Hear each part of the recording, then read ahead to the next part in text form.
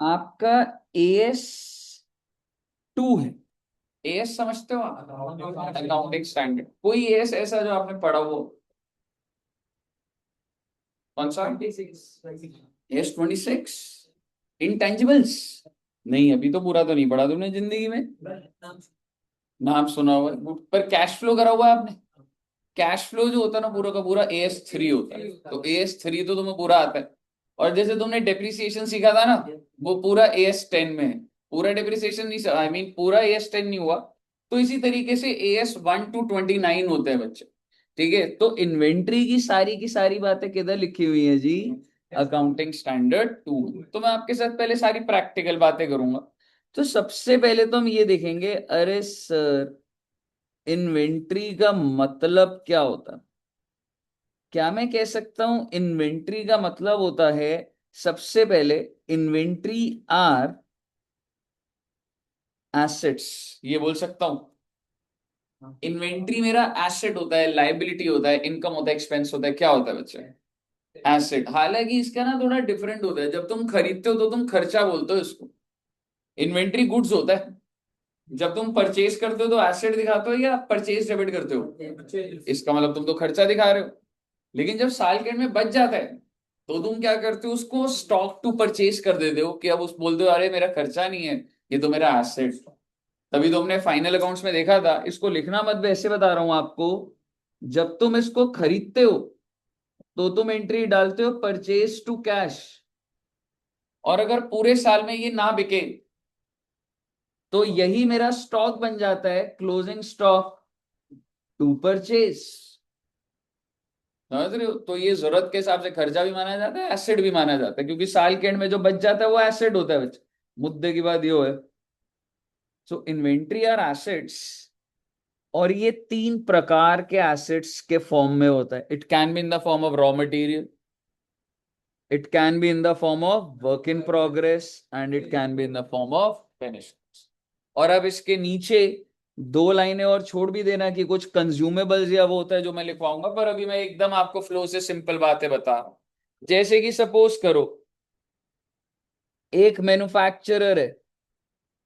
और मैन्युफैक्चरर क्या है बच्चे? He is a manufacturer of shirts. Shirt बनाता है जी वो। तो क्या तुम मुझे बता सकते हो कौन कौन से अकाउंट बनाता होगा? सबसे पहले तो कौन सा बच्चे? मैन्युफैक्चरिंग, याद करो मैन्युफैक्चरिंग अकाउंट। फिर उसके बाद ट्रेडिंग एंड P&L लिख दे। ठीक है, ट्रेडिंग लिखू तो ज्यादा बेटर है। ट्रेडिंग। P&L में तो वैसे कहीं कुछ इसका जाता नहीं है। उसके बाद क्या बनता है बच्चे? Balance sheet. अब आप मुझे बताइए कि जो मैन्युफैक्चरर है, तो इसका जो रॉ मटेरियल और वर्क इन प्रोग्रेस है वो हम कहाँ दिखाते थे? हाँ जी, इधर दिखाते थे, याद है वो? Opening stock of raw material and work in progress. और इधर क्या दिखाते थे? Closing stock of raw material and, क्योंकि जिस भी बंदे की फैक्ट्री है, फैक्ट्री में raw material work in progress होता है, वो यहाँ दिखता था। और अगर मैं ट्रेडिंग की बात करूं तो यहाँ पे क्या आता था? ओपनिंग स्टॉक ऑफ, एंड यहाँ पर closing stock of finish goods. और रही बात बैलेंस शीट, तो भाई यहाँ पे तो जो साल के एंड में बच गया, चाहे वो रॉ मटेरियल हो, चाहे वो वर्क इन प्रोग्रेस हो, चाहे वो फिनिश गुड हो, सारा का सारा मेरा एसेट है। तो ये बातें आपको ध्यान है हमने करी हुई। लेकिन अगर ये बंदा ट्रेडर होता, मेरा आपसे सवाल, अगर ये बंदा सिर्फ और सिर्फ ट्रेडर ऑफ शर्ट्स होता बच्चे, तो क्या ये मैन्युफैक्चरिंग बनाता? ये सीधा सीधा क्या बनाता? ट्रेडिंग। हाँ जी, वेरी गुड, ट्रेडिंग, P&L और बैलेंस शीट। ट्रेडिंग में क्या दिखाता है? ये opening stock of finish goods. यहाँ पे क्या दिखाता? Closing stock of finish goods. P&L में कुछ भी नहीं आता। और यहाँ पे क्लोजिंग स्टॉक ऑफ। पहले आपको ये समझ आना चाहिए कि आप जो पढ़ रहे हो वो आपके फाइनेंशियल में कहाँ पे दिखते हैं।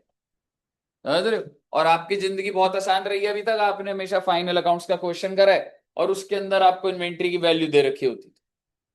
आज हम लोगों ने उस वैल्यू के अंदर डिटेल घुसना है कि इन्वेंट्री में क्या क्या जाता है, क्या चीज है। समझ रहे हो? तो एक बार इसको नोट कर लो बच्चे। यहां से स्टार्ट करना है, ऐसे फिर दो लाइनें छोड़ना, उस तरीके से चलाएंगे।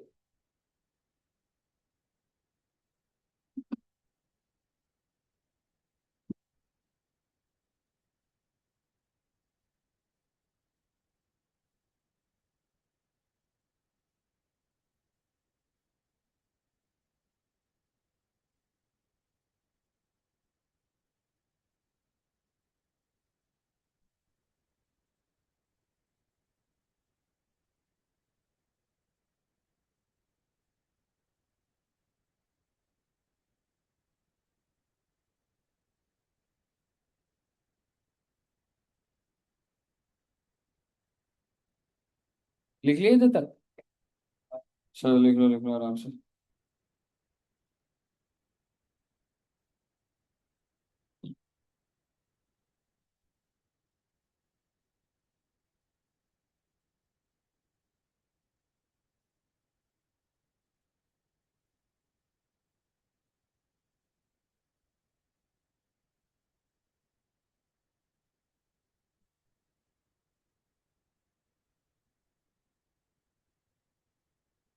इधर जो लिखेंगे ना वो थोड़ा थ्योरेटिकल पॉइंट है, तो उसको वो लैंग्वेज वैसे ही लिखवाऊंगा। Use tools, consumables, regular use और कुछ ऐसा कुछ है।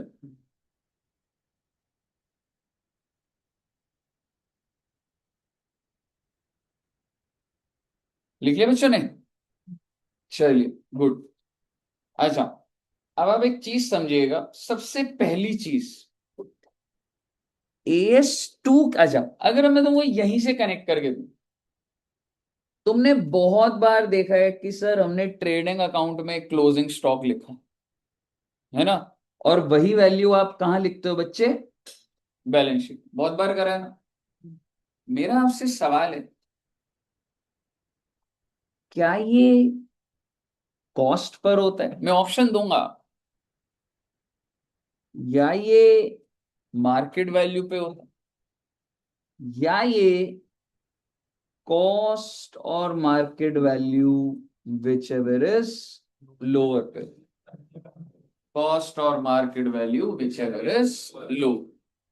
तो ये बात कोई नहीं कहता, ये बात AS2 कहता है। और AS2 में ये बात होती है कि what is the valuation principle of inventory. समझ रहे हो? और AS2 क्या कहता है? That inventory is to be valued at lower of cost और income। अभी ये भी समझेंगे क्यों बोल रहा भाई ऐसा। ठीक है, लेकिन आप इतना समझिए, सपोज करो बच्चे की इन्वेंट्री की कॉस्ट है 100 रुपए। मान लो मेरा बिजनेस किस चीज का है, मेरा बिजनेस मान लीजिए बॉटल्स का है। सर आपने बॉटल कितने की खरीदी? और सिंपल रखते, कोई लेबर का खर्चा नहीं, कोई बनाने का खर्चा नहीं, मैं तो भाई बस ये खरीद के वहीं बेच देता। तो मैंने कितने का खरीदा बच्चे? 100 रुपए का। और इसकी मार्केट वैल्यू है 150।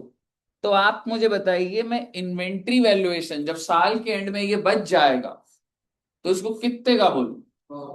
100 रुपए का। ठीक है, तो AS2 क्या कहता है? दिस और this which ever is lower ना। अगर मैं आपको बोलूं मैंने खरीदा 100 का, but due to market conditions sir जी ये 60 रुपए से ऊपर बिकना मुश्किल है, बिका नहीं है, मेरा एस्टिमेट है कि 60 रुपए का बिकेगा। आप मुझे बताइए मैं अपनी इन्वेंट्री को कितने का दिखाऊं? 60 रुपए का। क्योंकि भाई, क्योंकि बात ऐसी है, बात ऐसी है कि जब भाई जो चीज आप एक एसिड दिखा रहे हो, अगर मैं एसिड को 100 का दिखाता तो वो गलत होता, क्योंकि क्या मुझे उससे बेनिफिट 100 का आना था? नहीं, उसे बेनिफिट कितने रुपए का आना था?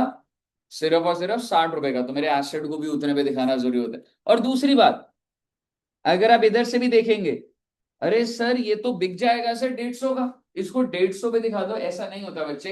इंडिया के अंदर हम अकाउंट्स कंजर्वेटिज्म प्रिंसिपल पे करते हैं कि भाई ज्यादा उछलने की जरूरत नहीं है। 100 रुपए की चीज 150 है ना, पर तू उसको 100 पे ही दिखा। समझ रहे हो? अपने इन्वेंट्री को ज्यादा ऊपर मत दिखा, ऑल तो तुम कॉन्फिडेंट हो बिक जाएगा, कोई बात नहीं। अकाउंट्स कहता है जब तक बिका नहीं है तो ये अनरियलाइज्ड गेन हुए ना, क्यों जबरदस्ती कर रहे हो? 50 से इन्वेंट्री बढ़ गई, 50 से इन्वेंट्री बढ़ गई ज्यादा, तो किस पे दिखाएंगे आप? 100 पे ही। तो इसलिए ये कंजर्वेटिज्म का प्रिंसिपल है बच्चे, कि हमें किस पे दिखाना होता है? कॉस्ट और NRV विच एवर इज। यहां तक क्लियर है? एक बार इसको नोट डाउन करिएगा। बहुत डिटेल बातें जाती जाएंगी, छोटे छोटे पॉइंट से एकदम डिटेल घुसते जाएंगे बच्चे।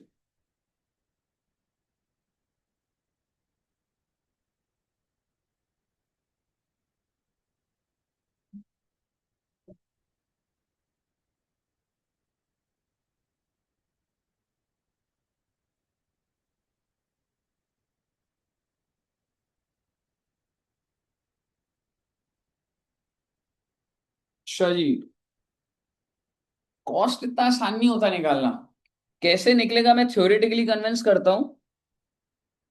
कॉस्ट के ना तीन पार्ट्स होते हैं, मैं अभी इसको समझाऊंगा नहीं क्योंकि ये थ्योरेटिकल है। कॉस्ट के मोटा मोटी तीन पार्ट्स होते हैं। एक होता है बच्चे परचेज कॉस्ट, एक होता है कन्वर्जन कॉस्ट, ये क्या होता है हमें भी डिस्कस नहीं करना, बिल्कुल करेंगे डिस्कस। और एक होता है अदर कॉस्ट। आपका जो मन कर रहा है कॉस्ट को घुसा रहे हो इन्वेंट्री में, ऐसे नहीं होता। जो परचेज कॉस्ट के अंदर आएगा plus conversion cost plus other cost, ये तीनों मिलके आपकी इन्वेंट्री की कॉस्ट बनती है। इसमें क्या क्या आएगा मैं आपसे अलग बात करूंगा आराम से। इसी तरीके से मार्केट वैल्यू की जगह बोला जाता है NRV. NRV stands for net realisable value. और ये होता है बच्चे, it is called estimated sales price minus necessary expense to make sales. यानी कि भाई बेचने के लिए कुछ खर्चा बहुत ही ज्यादा जरूरी है। सबसे बड़ी एग्जांपल होता है ब्रोकरेज। एग्जाम्पल हो जाता है बच्चे ब्रोकरेज। और तुमको ये तो पता ही है, मैं अभी तुमको इसमें थोड़ा ना उलझा रहा हूं, मैं तो तुम्हें कह रहा हूं तुमने क्या लेना है, कॉस्ट और NRV which ever is low. तो आइए मैं आपको एक सवाल देता हूं, एग्जाम्पल देते हैं जी।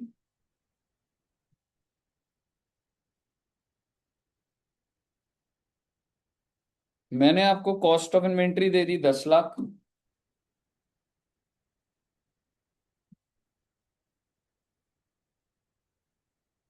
एस्टिमेटेड सेल प्राइस है जी 11 लाख। ब्रोकरेज लग जाएगी जी 10%। अच्छा जी, इसका मतलब समझ लो कि भैया तुम जब ये सामान को बेचते हो ना, तो कस्टमर तो कितना देगा तुम्हें, 11 लाख देगा। पर उस कस्टमर को कौन लेकर आया हुआ है, ब्रोकर लेकर आया हुआ है। ब्रोकर तुमसे कितना ले लेगा उस पैसे का, 1/10। तो आप मुझे बता दीजिए, मैं अपनी इन्वेंट्री को किस वैल्यू पे दिखाऊंगा। क्या आप सभी बच्चे मुझे कॉस्ट बता सकते हैं, 10 लाख। क्या आप सभी बच्चे मुझे एनआरवी बता सकते हैं, 11 लाख माइनस ब्रोकरेज। क्योंकि वो जो पैसा मेरे पास 11 आया उसमें से ब्रोकर तो थोड़ा बहुत ले गया ना बच्चे। तो आप मुझे बताइए, 11 लाख माइनस 10% ऑफ 11 लाख, तो वो कितना हो गया रे, 9,90,000। इसका मतलब कॉस्ट और NRV which ever is lower, तो AS2 क्या कहता है जी, 9,90,000 पे। इसका मतलब ये होता है कि तुम्हारे ट्रेडिंग अकाउंट में कितने का दिखेगा, 990, और बैलेंस शीट में कितने का दिखेगा, 990 का। आप ये जो कंक्लूड कर रहे हो समझ आना चाहिए आपको कहां पर। बताइए, क्लियर है बच्चे।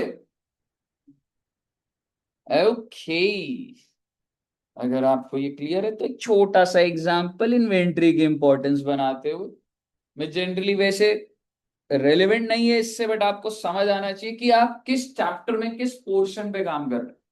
सपोज करो बच्चे, एक इंसान है मिस्टर ए, और वो मोबाइल फोन्स का डीलर है। और मैं आपको मोबाइल फोन का लॉजिक दे रहा हूं। कॉस्ट है उसके लिए 5,000, सेल प्राइस है 10,000। बहुत अच्छी बात है। भाई ने 500 मोबाइल परचेज करे। कितने के करे वो आपको ऊपर दे चुका हूं मैं। और भाई ने 300 मोबाइल सेल कर दी। इससे बड़ा बिजनेस नहीं है। क्या आप मुझे जर्नल एंट्री बना के इन्वेंट्री की कहानी सारी बता पाएंगे। आपने क्या करना है, आपने बनाना है ट्रेडिंग P&L और बैलेंस शीट, जिससे आपको दिखे कि इन्वेंट्री का रोल क्या है। इससे ऊपर बिजनेस ही, आप मुझे बताओ सबसे पहले उसने क्या करा, परचेज करा। क्या एंट्री डालू बच्चे परचेज की, आप इसको परचेज टू कैश बोल लो, परचेज टू क्रेडिटर्स बोल लो, जो बोलना बोल लो। कितने रुपए? 25 लाख।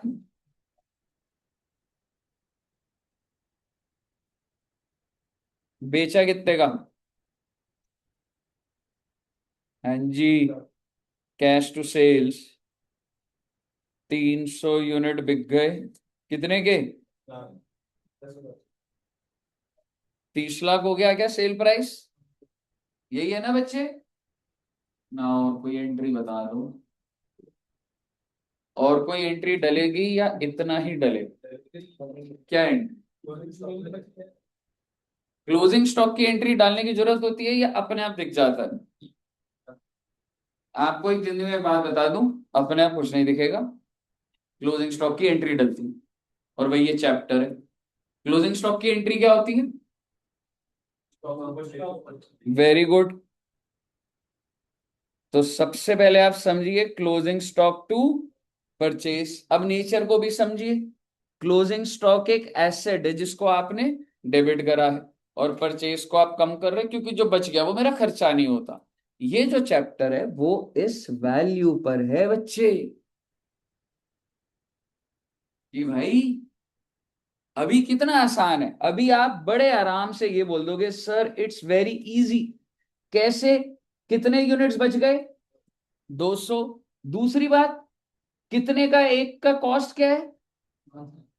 और बेटे अगर मैं इसके अंदर अभी लेबर का खर्चा डाल देता, ट्रांसपोर्टेशन का खर्चा डाल देता, एबनॉर्मल वेस्टेज डाल देता, तो कॉस्ट निकाल जाते आप। घूम जाता क्वेश्चन, कॉम्प्लेक्सिटी आ जाती क्वेश्चन। आप समझ रहे हो? अभी आपको बहुत आसानी से दिख रहा है 5,000, इसी के अंदर ही तो घुसना है सारा का सारा।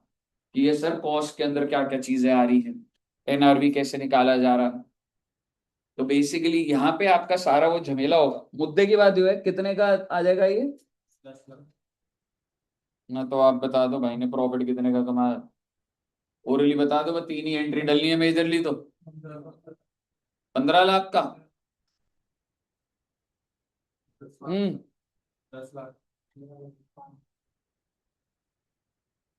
चलो बना दो, ट्रेडिंग बना दो, कोई दिक्कत नहीं। सिर्फ ट्रेडिंग ही बनाना। देखते हैं आप क्या बनाते हैं ट्रेडिंग अकाउंट।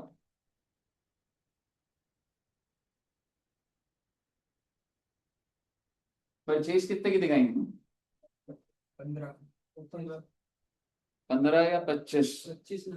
अगर आप 25 बोल रहे हैं तो एकदम बिगिनर लेवल वाली बात हो रही है। क्यों आपको लेजर में दिख नहीं रहा? एक बार डेबिट हो गया, एक बार क्रेडिट हो गया। नेट बैलेंस ही तो जाता है। जर्नल एंट्री के बाद लेजर बनाया जाता है। लेजर के अंदर आप बनाओगे जब, वो तो बच्चों वाली बात है। मैं लेजर आपसे बनवाऊंगा, आपको दिख रहा है 25 से डेबिट हो रहा है, 10 से क्रेडिट हो रहा है, 15 का बैलेंस है, वही तो जाएगा। तो परचेज कितने का जाएगा? 15 लाख का। सेल कितने की जाएगी? 30 लाख की।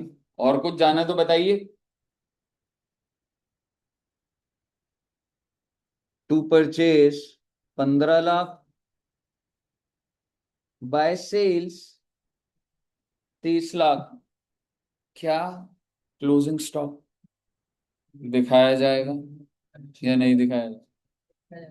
ट्रेडिंग अकाउंट में क्लोजिंग स्टॉक दिखाऊं या ना दिखाऊं? नहीं दिखाया जाए, बिल्कुल भी नहीं दिखाया जाए। क्यों दिखाऊंगा क्लोजिंग स्टॉक को? अगर आप में से किसी बच्चे को लग रहा है क्लोजिंग स्टॉक दिखाऊं, क्यों दिखाऊं? वो तब दिखाते थे जब एंट्री होती थी क्लोजिंग स्टॉक टू ट्रेडिंग। आपके अंदर इतना कंट्रोल होना चाहिए, जर्नल एंट्री की समझ और लेजर का कनेक्शन होना चाहिए। पहले तो मुझे ये बताओ ना, आप इस एंट्री के अलावा कोई और एंट्री डलनी है? कोई एंट्री नहीं डलनी। तो लो आपके सामने क्लोजिंग स्टॉक का लेजर बना के दिखाता हूं। Closing stock to purchase 10 lakh. Closing stock का नेचर है एसेट, कैरेट डाउन करा 10 लाख। कहां आ रहा है ये? ट्रेडिंग में। ये ट्रेडिंग में तब आता है जब आपने वो फाइनल अकाउंट्स में आप क्लोजिंग स्टॉक टू क्या करते थे? ट्रेडिंग में। पर रियल लाइफ में ऐसा नहीं होता, पेपर में तो हो जाएगा, लेकिन अब आपको मैं वो सारी चीजों पे डेवलप कर चुका हूं बच्चे। और अगर आपका फिर भी मन कर रहा है, जिन बच्चों को लग रहा है नहीं सर फिर भी, तो मैं आपको एक बात बता दूं, 25 में से 10 लाख कर तो दिया आपने क्लोजिंग स्टॉक का। वो उधर कब आता था अगर आप पूरा 25 दिखाते? यही होता था ना बच्चे। आप मुझे बताइए ग्रॉस प्रॉफिट कितना आ जाएगा? और भाई ग्रॉस प्रॉफिट तो ऐसे भी आ जाता। कितने बिके थे बच्चे? मोबाइल कितने बिके थे?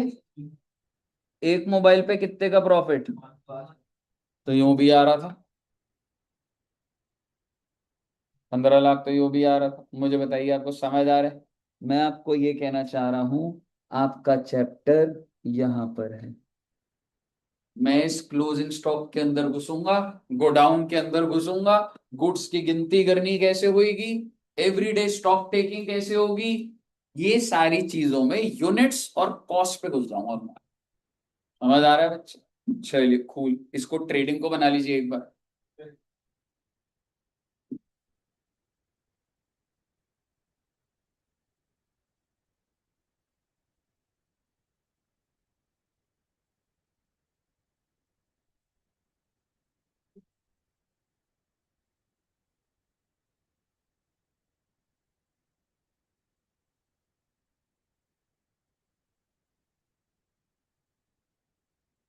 लिख लिए बच्चे?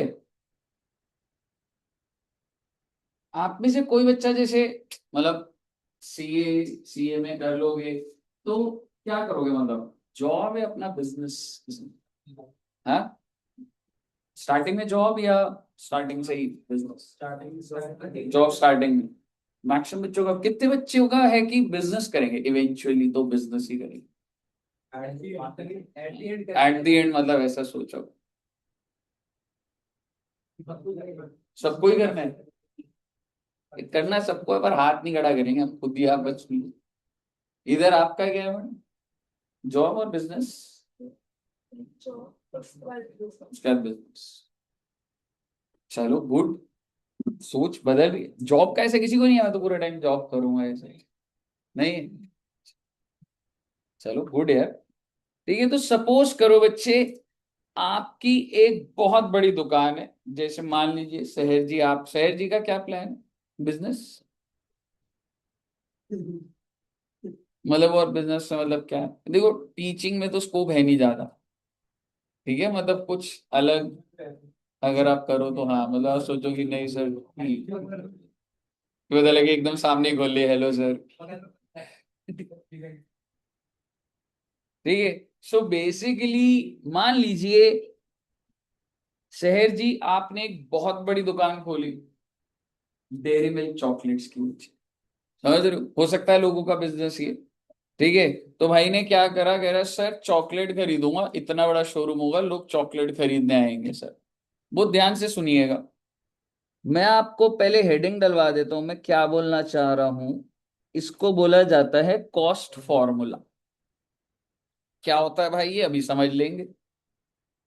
तो बिजनेस के अंदर आप ये समझिएगा कि शहर जी का जो बिजनेस है ना, वो किस चीज का है? Dairy milk chocolates.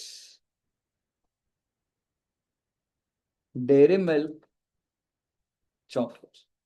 और कितने वाली चॉकलेट बेचता है मालूम है ये? ऐसा भी नहीं है कि 20 वाली रखी हो, सिल्क रखी हो, ठीक है, 10 वाली चॉकलेट मिलेगी बस। बहुत अच्छी बात है, तो कितने की खरीदता होगा? 10 की खरीदेगा? नहीं, हाँ ऑब्वियसली कम प्राइस की खरीदेगा। तो मैं आज से शुरू करता हूँ, जैसे आज क्या डेट है बच्चे? भाई ने 22 जून 26 को बिजनेस स्टार्ट करा और 1,000 चॉकलेट खरीदी। ऑब्वियसली पहले दुकान में चॉकलेट रखेगा तभी तो बिकेगी। तो ऐसे ही होता है ना बिजनेस, डेयरी मिल्क ले लो, मोबाइल ले लो, बस मैं आपको ना ये बोलना चाह रहा हूं, मैं क्यों एक ही टाइप की चॉकलेट बोल रहा हूं, क्योंकि इसकी पैकेजिंग सेम होगी ना, साइज, कवर, एवरीथिंग सेम है। ठीक है ना? तो 10 रुपए की चॉकलेट है, एकदम सेम चल रहा है वो। भाई ने 1,000 चॉकलेट खरीदी, कितने रुपए की? 6 रुपए की। ओ माय गॉड, कितने रुपए का खर्चा हो गया भाई? 6। दुकान में कितनी चॉकलेट्स? 1,000। और दुकान में अगर 1,000 रखी हुई है, तो ऐसे गर्मियों में बाहर रखी होगी या फ्रिज में होगी? फ्रिज में होगी, ऐसे 4-5 फ्रिज लगे हुए हैं, आप शॉप में जाएंगे, फ्रिज के अंदर चॉकलेट लगी। विजुअलाइज हो पा रहा है? काफी मन तो नहीं कर रहा चॉकलेट खाने का? ठीक है, गुड। 23 जून 26, भाई ने 5,000 चॉकलेट और खरीद ली। ओ माय गॉड, कितने रुपए की बच्चे? 4 रुपए की। अच्छा जी, कितने रुपए का खर्चा हो गया? अब आप विजुअलाइज करके देखिए, टोटल दुकान में कितनी चॉकलेट? 6,000। कोई अलग प्राइस पे, कोई अलग प्राइस पे। कस्टमर आया अभी तक? नहीं आया। इसने कहा कोई बात नहीं, मैं तो खरीदता जाऊंगा। भाई ने 2,000 चॉकलेट और खरीदी, 8 रुपए पे। कितने रुपए? टोटल दुकान में कितनी चॉकलेट्स? 8,000। फिर उसके बाद पीछे एक कस्टमर आया, और कस्टमर ने बोला 25 जून 26 को कि मुझे कितनी चॉकलेट्स चाहिए? 3,000 chocolates sold. Okay, can you tell me? मैं आपको इसमें और ज्यादा कुछ नहीं कह रहा, मैं आपको प्रैक्टिकली एक चीज बोलना चाह रहा हूं। अगर जब कस्टमर आएगा, तो शहर जी आप कौन से लॉट में से चॉकलेट दोगे उसे? आई मीन उसको बोलोगे खुद से निकाल लो, या आप पुराने वाले लॉट से लेकर आए? पुराने वाले लॉट में इसने आगे पड़ा हुआ था फ्रिज, थोड़ी सी चॉकलेट में मिट्टी लगी हुई थी, साफ कर रहा है, और ये जब दे रहा है कस्टमर को, तब तक कस्टमर वेट करेगा, चला जाएगा। मैं आपको ये बोलना चाह रहा हूँ, अगर आपने कस्टमर को ये हिंट कर दिया ना कि आप स्पेसिफिक वही वाली बेचना चाहते हो, आप खुद सोच के देख लो। आज आप अगर मान लो कोका कोला पीनी है आपने, ऐसा होता है ना, हम शॉप पे जाते खुद ही फ्रिज से निकाले, तो बोले नहीं नहीं ये मत लो, ये तो आज ही आई है, 10 दिन पहले जो आई थी वो पीछे वो वाले फ्रिज से ले लो। आप लोगे बच्चे? वो कह रहे अरे क्या हुआ बच्चे, पी लो ना, एक्सपायर्ड नहीं है। क्या आप पी लेंगे? डाउट आ जाएगा आपको कि भाई ये कुछ झमेला है। और अगली बार भी क्या आप जाओगे वो शॉप पे? नहीं जाओ। यानी कि ये हरकतें ना आप कस्टमर के आगे नहीं कर सकते। हाँ, पहले से ही दुकान खुलते टाइम ही आगे लगा दो तो वो अलग चीज है, लेकिन इतना झमेला छोटी दुकान की बात नहीं कर रहा, मैं आपसे ऑर्गेनाइज सिस्टम की बात कर रहा हूँ। तो क्या मैं कस्टमर को ये बोल सकता हूँ आप कहीं से भी ले लीजिए, काउंट कर लूंगा मैं? ठीक है। तो सबसे पहले आप समझो कि जो मैंने पहले खरीदा वो पहले बिकेगा, ऐसा रियल में नहीं होता। अगर आप बहुत ज्यादा चाहते हैं नहीं ऐसा ही हो, तो आपको प्लान्ड वे में चॉकलेट्स को लगाना पड़ेगा, और इतना दिमाग बिजनेसमैन ऐसे लगाए ना लगाए वो उसकी कॉल है। तो मैं आपको ये कहना चाह रहा हूं, आपने सुना होगा बच्चे, एक होता है first in first out, FIFO. सुना है कभी? ठीक है, कि मेरी दुकान पे जो आ रहा है पहले वो पहले जा रहा है, ऐसा रियल लाइफ में नहीं होता। अकाउंटिंग लाइफ में तो होगा, अभी कैसे होगा बता दूंगा आपको। पर अगर आज मेरी ये दुकान है, आप कस्टमर हो, मैं आपको ये नहीं बोल सकता वो वाली चॉकलेट उठाओ या ये वाली चॉकलेट। ठीक है। तो बेसिकली ये जो 3,000 चॉकलेट बिकी रियल लाइफ में, ये कौन से लॉट में से होंगी? कहीं से भी हो सकती, जहां कस्टमर का मन करा, बॉक्स बने हुए थे 500 500 के, उसने 6 बॉक्स उठाने थे, जो बॉक्स उठा लेगा कोई दिक्कत नहीं भाई। आप समझ रहे हो मैं क्या बोल रहा हूं? सवाल ये है, क्या आप मुझे, जब एक कस्टमर चला गया, तो क्या आप मुझे इन्वेंट्री बता सकते कितने यूनिट्स की बची? How many units? 5 6 7 8 थे, जिसमें से 3,000 चले गए, कितने यूनिट्स बच्चे? 5,000।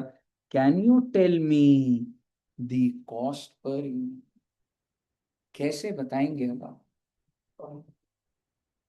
ये जो 5,000 बची है, ये 8 वाली है, ये 4 वाली है, 6 वाली है, क्या ये आप बता पाएंगे?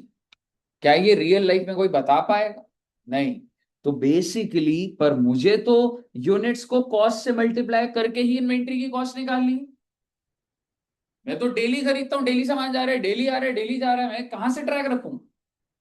तो मैं दुकान के अंदर नहीं हूं जी, मैं बैक एंड अकाउंट्स टीम में हूं। क्या अकाउंट्स टीम को ये डेटा मिल जाएगा डेली का? मिल जाएगा। तो मैं ये बोलूंगा, एक काम करते हैं, इन्वेंट्री निकालनी है ना, तो कौन सा मेथड यूज करते हैं? FIFO, that is called first in first out. यानी कि जो पहले आया था वो ही पहले गया होगा, रियल लाइफ में गया नहीं है वो, लेकिन अकाउंटिंग प्रिंसिपल है। तो आप मुझे बताइए, 3,000 का मतलब कौन सा लॉट निकल चुका होगा? ये 1,000 निकल गया होगा, इसमें से क्या निकल गया होगा? तो कितने बचे बच्चे? 3,000 बचे 4 रुपए के हिसाब से, और 2,000 बचे 8 रुपए के हिसाब से। कितना आ गया बच्चे? 12 और 16। ये मेरी इन्वेंट्री की कॉस्ट है जी। नहीं तो आप बता दो कैसे निकालूं फिर। ये स्टेटमेंट सबके पास होती है, ऑर्गेनाइज स्ट्रक्चर की बात कर रहा हूं। डेली क्या सामान आ रहा है, बारकोड से रीड होता है, जब जा रहा होता है आपने अगर देखा हो रीड होता है। डेली पता है मुझे ये आया और ये गया। और मैंने सिर्फ ये 10 रुपए की चॉकलेट इसलिए रखी क्योंकि ये सारी की सारी इंटरचेंजेबल है। कस्टमर आ रहा है, वो कोई भी अगर बॉक्स उठा ले वो सेम ही है। 10 वाली chocolate in terms of packaging, in terms of size, in terms of calories, protein, grams, everything is similar. So I am using a concept कि ये जो इन्वेंट्री की मैं बात कर रहा हूं, इट इज ऑर्डिनरीली इंटरचेंजेबल।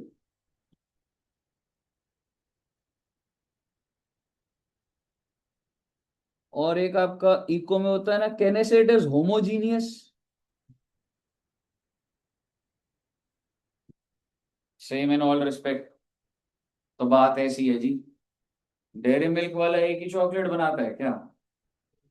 तो उसकी ये जो स्टेटमेंट है ना, 10 वाले की अलग चलती है, 20 की अलग चलती है, 30 की अलग, 40 के अलग, नट क्रैकल अलग, कैडबरी सिल्क अलग।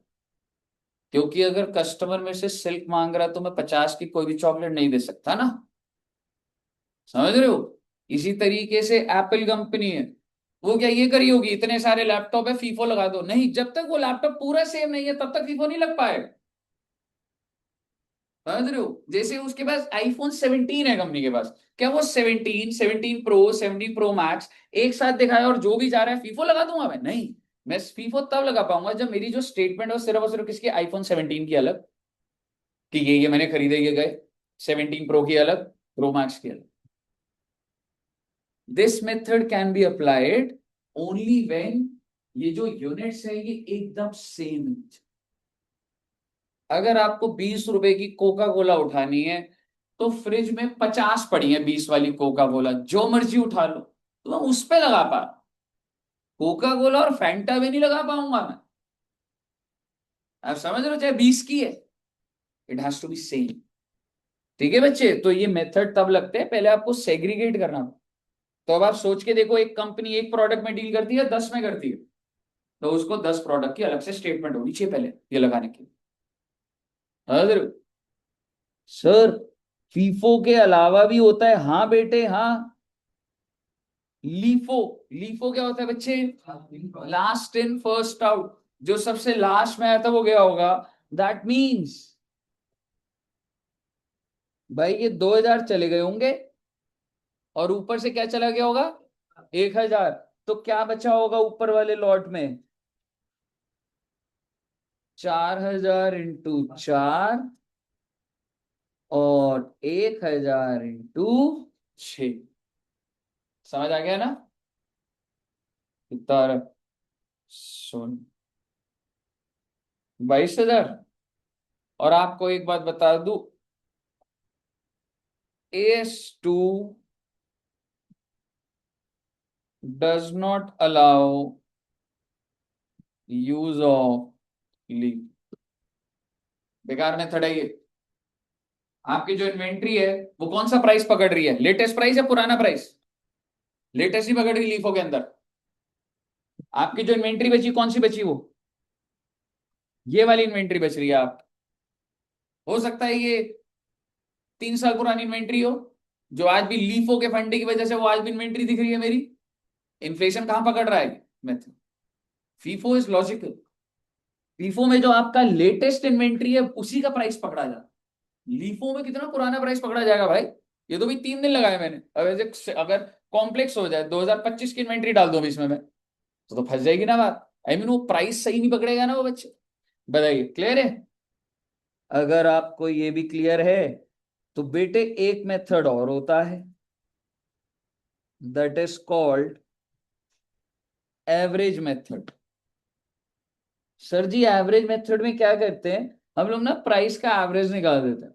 कितने प्राइसेस थे? 6 + 4 + 8 डिवाइडेड बाय 3, कितना आ जाएगा? अच्छा जी।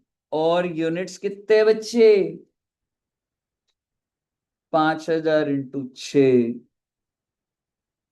सर ये मेथड भी बेकार है। क्यों बेकार है, मैं आपको बताता हूं।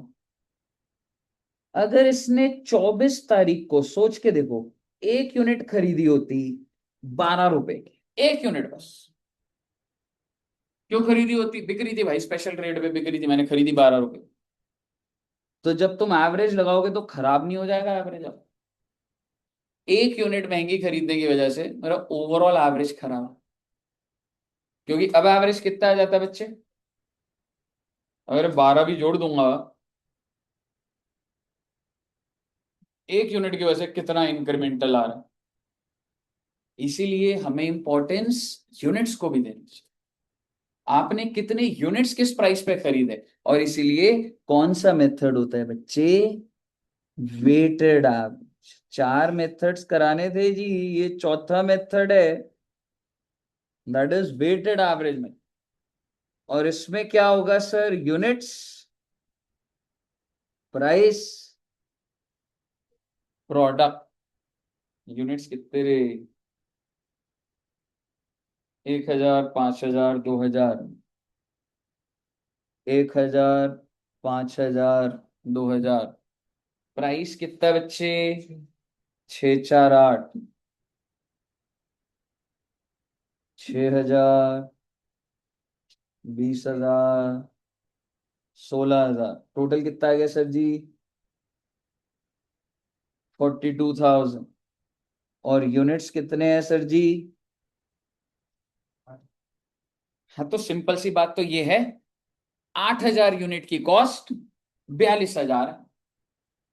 तो मैं वेटेड एवरेज कैसे निकालूंगा?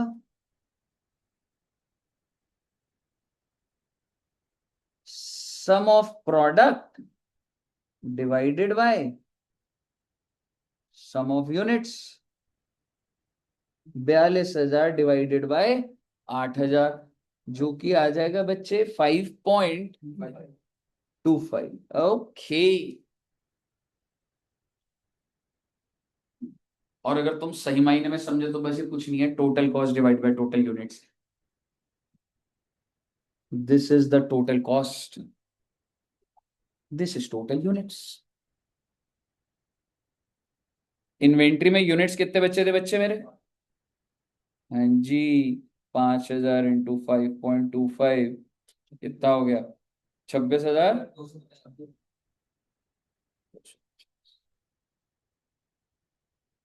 ये हो गया आपके सारे के सारे मेथड्स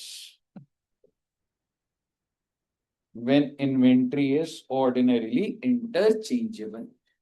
तो आपको कॉस्ट फॉर्मूला समझ आया कैसे लगा? नोट कर लिए बच्चों ने? हम्म? कौन सा वाला कर रहे हो? स्टार्टिंग से करना।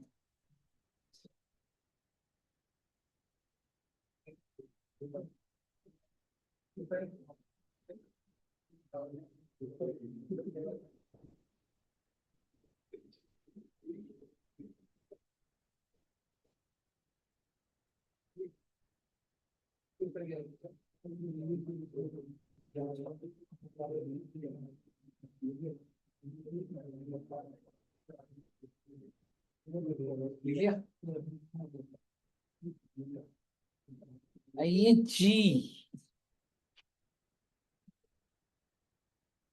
डेटा आएगा फिर एकदम से समझ आएगा तुम्हें कैसे कनेक्ट करना है।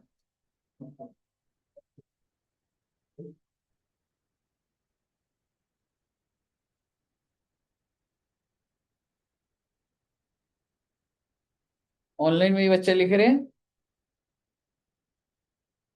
देखते जी। Yes sir.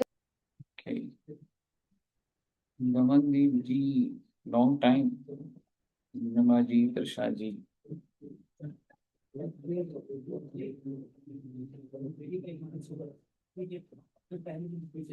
Mohit ji, arm wrestling में हार गया। हैं?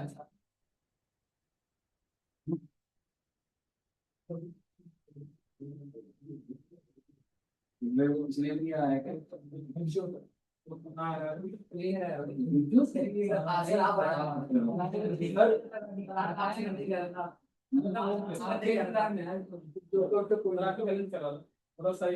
मैं ना पहले खेलता था तब छोटा सा एक बच्चे ने ना वीडियो दिखा दी, वो एकदम हाथी भाई। उसके बाद मैं तो इसलिए ना खेलूंगा के बाद आपको हरा दूंगा मैं।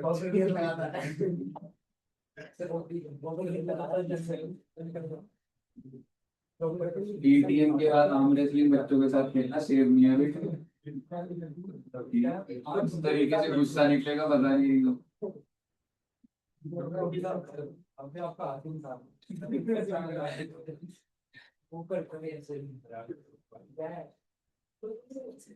चलिए आइए जी,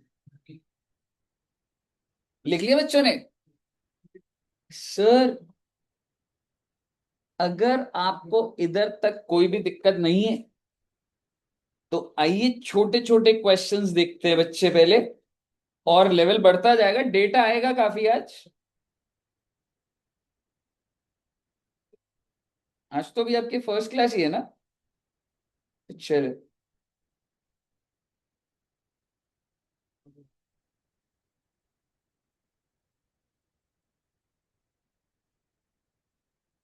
फाइल तो ये पुरानी है पर पोस्टपोन हो, ये तो इंटर की है। आइए जी,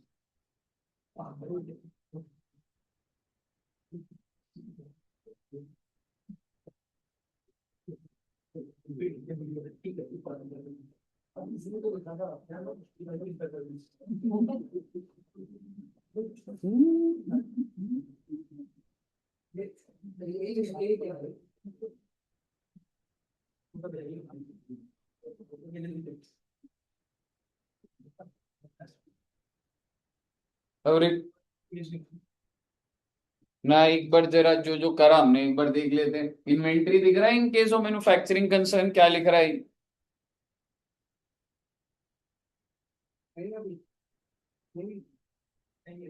सबसे पहले हमने क्या देखा था बच्चे? मैन्युफैक्चरिंग का raw material, work in progress, finish goods. ये आगे क्या लिखा हुआ है भाई? दो लाइनों में लिखवाऊंगा, store and spares, packing material, ये सब इन्वेंट्री होता है। एक सौ चीज देखो, कोका कोला कंपनी में जो जो उनका कवर रैपिंग पेपर होता है वो तो इन्वेंट्री होती है। ठीक है, डोमिनोज में आपने वो देखा है कि वो एक चीज सेंटर में लगा होता है, क्या बोलता है उसको? क्या बोला जाता है? मुझे नहीं पता क्या बोला जाता है बच्चे। हाँ, वाइट कलर का वो टेबल, क्या बोलता है उसको? कि वो, हाँ मतलब कि वो पीसेस अलग भी ना हो मेरे हिसाब से वो। ठीक है, तो वो भी इन्वेंट्री होगा क्या? हाँ, उसको भी इन्वेंट्री बोलूंगा क्या? बिल्कुल बोलूंगा। डोमिनोज का जो बॉक्स है वो भी इन्वेंट्री है भाई साहब। तो इन्वेंट्री सिर्फ ये थोड़ा ना होती है, जो अगर आप शर्ट भी लेते हैं, शर्ट को क्या उसमें वाइट या कोई भी ट्रांसपेरेंट उसमें होता है, फिर बॉक्स में डालते हैं, तो वो सब इन्वेंट्री होता है। तो पैकिंग मटेरियल भी किस में आ जाता है? इन्वेंट्री। अब मुझे बताइए, in case of trading concern क्या लिखा हुआ है? Traded goods. ज्यादा आपको दिमाग लगाने की जरूरत नहीं है, सिर्फ फॉर्मूला देखिए, समझ आ रहा है आपको? कॉस्ट और NRV which ever is less. आइए अब हम मीनिंग ऑफ इन्वेंट्री एक बार देख ही लेते। Inventories can be defined as assets, ये क्या लिख रहा है? Held for sale in the ordinary course of business. इसका मतलब होता है बच्चे finish goods, because it is held for sale. ठीक है, दूसरा, और in the process of production, इसका मतलब क्या हुआ? Work in progress, it is in the process. या फिर it is held for consumption in the production of goods और सर्विसेज, ये क्या हो जाता है बच्चे? Raw material, that this will get consume. आगे का हमने नहीं लिखा हुआ, पहले एक बार समझते हैं क्या क्या लिखा हुआ। Including maintenance supplies, consumables other than machinery, spare, servicing equipment and standby equipments. मेरा आपसे एक छोटा सा सवाल, मेरी बहुत बड़ी फैक्ट्री है, क्या फैक्ट्री के अंदर मशीन्स होती हैं? क्या मशीन्स में वो नट बोल्ट्स लगते हैं बहुत सारे, हार्डवेयर का बहुत सारा सामान लगता होगा? सवाल ये है कि मेरे पास बहुत सारे नट बोल्ट्स पड़े हुए हैं फॉर दोज मशीनरी, 10 करोड़ के नट बोल्ट्स। आप इमेजिन कर सके क्या, आपने देखा है कि बाइक लो, एक्टिवा लो, कार लो, टूल किट आती है, ठीक है, टूल किट होती है। तो आप सोचिए, आप एक बाइक लेते हैं तो टूल किट आती है, अगर मेरी पूरी की पूरी फैक्ट्री होगी तो टूल किट मेरी आराम से 1-2 करोड़ की तो हो सकती है, ठीक है। वो इन्वेंट्री मानू या उसको fixed asset, fixed asset. But अगर वो जो नट बोल्ट्स है वो जनरल यूज के लिए, जनरल यूज क्या होता है, not just for my fixed asset, but मैं एक इन्वेंट्री रखता हूं, कोई भी चीज ठीक करनी है, ठीक है, तो उसका जनरल यूज है, रेगुलर यूज है, not specific to the fixed asset, तो क्या मानूंगा उसको, तो इन्वेंट्री आप उसको मान सकते, ठीक है ना बच्चे। तो बेसिकली आप ये समझिएगा, आपने जो दो लाइन छोड़, एक बार सिर्फ अगर मैं ये बोलूं, दो चीजें, एक क्या था बच्चे, मेंटेनेंस, सप्लाईज एंड कंज्यूमेबल, ना मैं इतना भी बोल लेता हूं, सुन लो। सर जी, मशीनरी चलाने के लिए पेट्रोल चाहिए, पेट्रोल 500 करोड़ का रखना पड़ता है मुझे फैक्ट्री में। अब आप मुझे बताओ, क्या वो जो पेट्रोल है वो इन्वेंट्री है या नहीं है? बिल्कुल है जी, बिल्कुल है, क्यों नहीं है, बिल्कुल होगा। अगर मेरे को उसको आप कंटिन्यूस स्टॉक मेंटेन करना पड़े, जरूरी थोड़ा ना स्टॉक वो होता है जो कस्टमर को एंड में दूंगा, समझ रहे हो? अगर मेरा उसका प्रॉपर सिस्टम चल रहा है तो वो भी मेरा क्या होता है बच्चे, स्टॉक होता है। क्लियर है जी? तो आप देखेंगे क्या लिखा हुआ है, इन्वेंट्री ऑफ सप्लाईज, क्या हुआ, ये देखो, 2 बार ऊपर जाके 3 पे यहाँ तक पहुंच रहा है। अब उसकी जिम्मेदारी कौन लेगा? क्यों बैठे हो तुम? पता नहीं, मैं बोल रहा हूँ सर जी, तो सुन ही नहीं रहा। मैंने बीच में तो बिना सर ने बोला था, तू कर देता है सर नीचे है।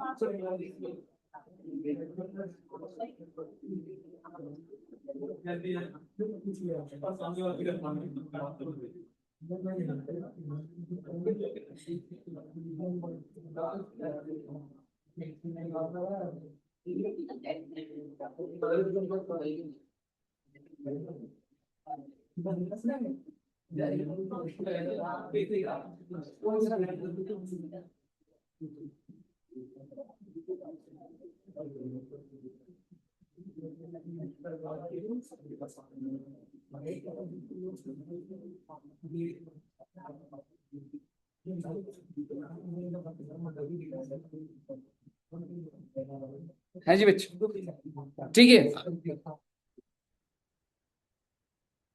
अभी जो बोलूंगा ना सिर्फ वही रीड करना।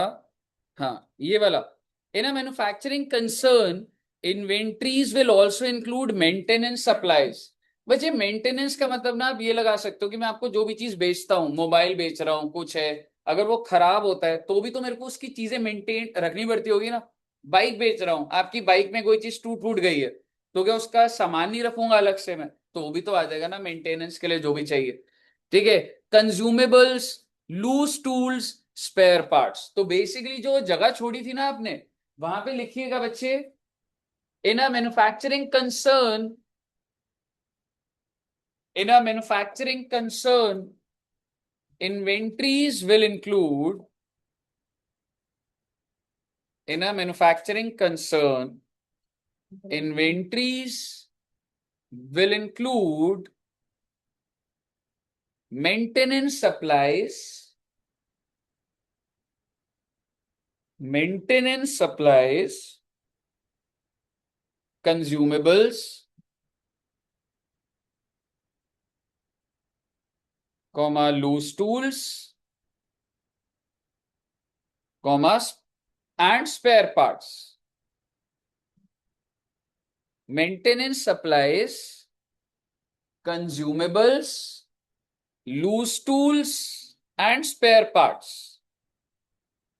ये लिखा हुआ है बच्चे, ये वाली लाइन जो है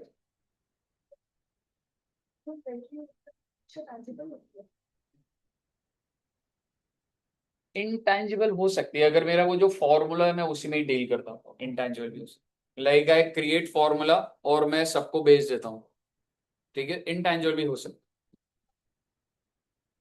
इन्वेस्टमेंट पे डील कर रहे हैं और कौन से वो सिर्फ जमा से कर रहे हैं तो वो इन्वेंटरी हो सकता है। है। नहीं, आप इन्वेस्टमेंट कर रहे हो और फिर आपने क्या करा उसको, फ्यूचर यूज के लिए रखा है। वो तो इन्वेस्टमेंट है आपकी, जैसे आपने घर खरीदा, आपने गोल्ड खरीदा, आपने शेयर्स खरीदे, आपका पर्पस ये है कि उसकी वैल्यू बढ़ जाए या उससे मुझे रेंट आ जाए, तो वो बिजनेस के लिए यूज नहीं हो रहा आपका।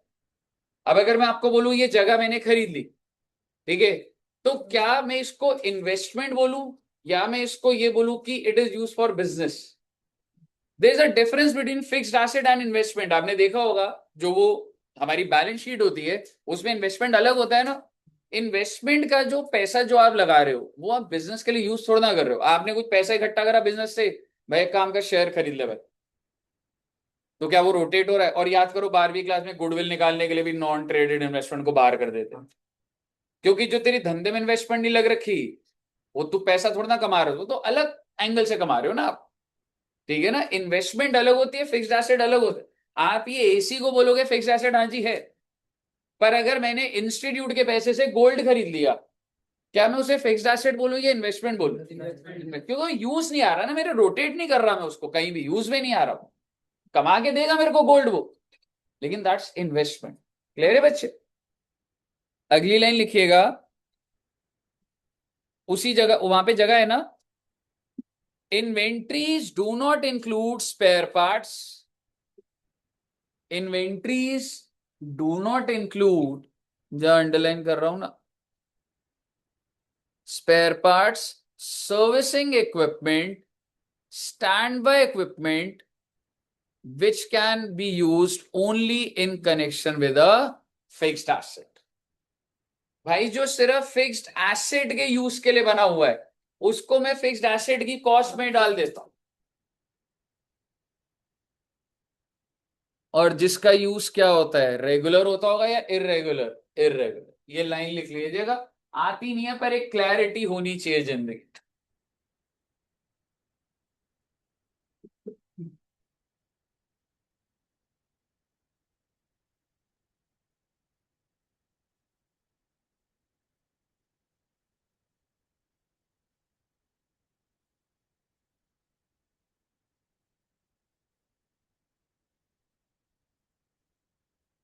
बताइए बच्चे, लिख लिया?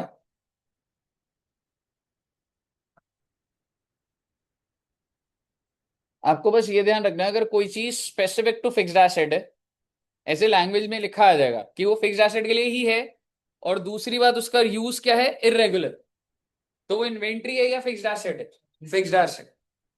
और अगर वो जनरल यूज हो रहा है, रेगुलर यूज हो रहा है, not specific to an, so that's inventory.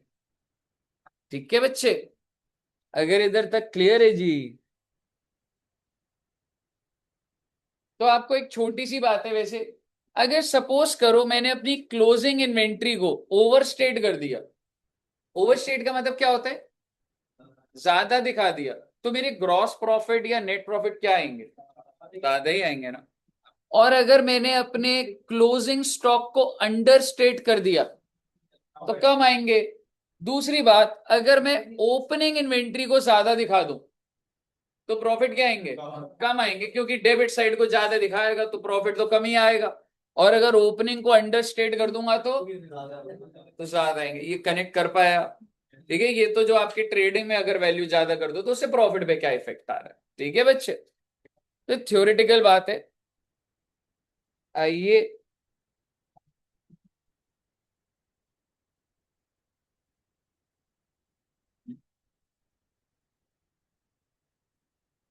Illustration number 1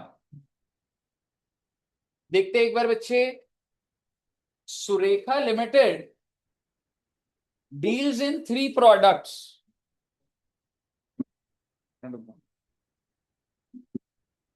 है जी, ठीक है। Surekha limited deals in 3 products P Q N R which are neither similar nor interchangeable. इसका मतलब आपको पता होना चाहिए। एक बात बताओ, अगर तुमको शर्ट खरीदनी है, आप एक शॉप पे गए, आपको शर्ट खरीदनी, और वो दुकानदार आपको कह रहा है ये देखिए कितनी बढ़िया टी शर्ट है, ये देखिए कितनी बढ़िया टी शर्ट है, आपने कहा भैया मुझे ब्लैक कलर की शर्ट चाहिए, वो कह रहा है अच्छा ब्लैक कलर की, ये देखो ब्लैक कलर की टी शर्ट देखो कितनी बड़ी। आपने बोला भैया ब्लैक एंड व्हाइट कलर की शर्ट चाहिए, कह रहे ठीक है ब्लैक एंड व्हाइट की टी शर्ट देखो कितनी बड़ी, क्या आप लेंगे? अब बोलो भाई साहब क्या हो गया भाई साहब, इसका मतलब जो कस्टमर मांग रहा है, क्या शर्ट की जगह टी शर्ट ले लोगे क्या? इसका मतलब वो सिमिलर और इंटरचेंजेबल नहीं। ठीक है, तो वो क्या बोल रहे हैं, P Q R are neither similar nor inter, यानी कि भाई जिसको पी चाहिए उसको पी चाहिए, उसको क्यू दिखाओगे मार्केट के अंदर दुकान में तो नहीं बिकेगा। कहने का मतलब है तीन सेपरेट प्रोडक्ट है ना बच्चे। At the end of financial year the historical cost, यानी कि आपने जितने का खरीदा था, कितने का खरीदा था वो आपको दिया हुआ है, और एनआरवी भी दिया हुआ है, are given below, determine the value. सबसे पहले मुझे वैल्यू का फॉर्मूला बताओ, वैल्यू बोले तो कितने पे दिखाओगे उसको, और वो क्या है, कॉस्ट और NRV, which ever is less. तो मेरा आपसे सवाल है, क्या इन तीनों का टोटल करके डिसाइड करूं या item by item? Exactly. So P का क्या हो जाए, क्यू का कुछ भी ले लोगे आप उसमें, और इसमें चौक, तो इसमें क्या ही बड़ी बात होगी, पेपर में कभी कभी 5 नंबर का आ जाता है। कैसा, हमें तो लगा था जिंदगी बहुत खराब चल रही है, अच्छी भी चल रही है, तो ये भी आ जाए।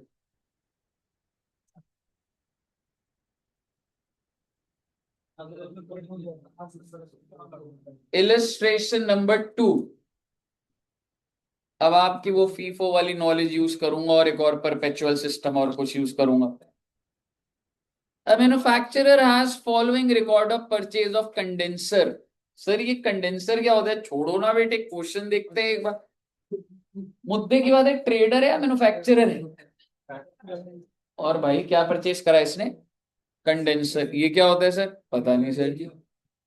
विच ही यूजेस वाइल मैन्युफैक्चरिंग, तो भाई मैं रेडियो बनाता हूँ, रेडियो में कंडेंसर लगता होगा, रेड कंडेंसर खरीदा है मैंने। आप मुझे बताइएगा, दिसंबर 4 को कितने यूनिट खरीदे, 50 के हिसाब से। फिर दिसंबर 10 को खरीदे। सर जी करना क्या है, बिल्कुल ये ऐसे रेट दे रखे हैं।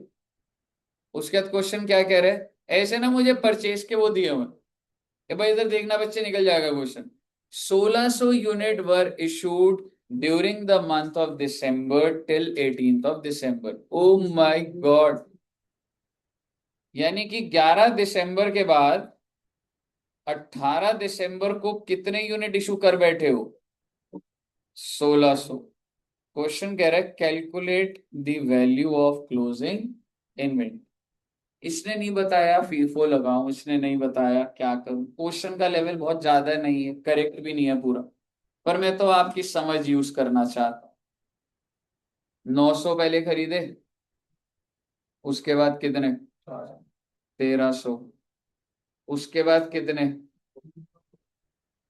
दिसंबर 11 को कितने, 1600 हो गए। अगली डेट 18 को इशू करे हैं, वो लूं या 19 की डेट कंसिडर करूं? मैं सही से बोलता हूँ, 11 तारीख तक आपकी दुकान में कितने रेडियो सेट लगे, सॉरी कंडेंसर्स आ गए थे, और अब आपने 18 को क्या करा,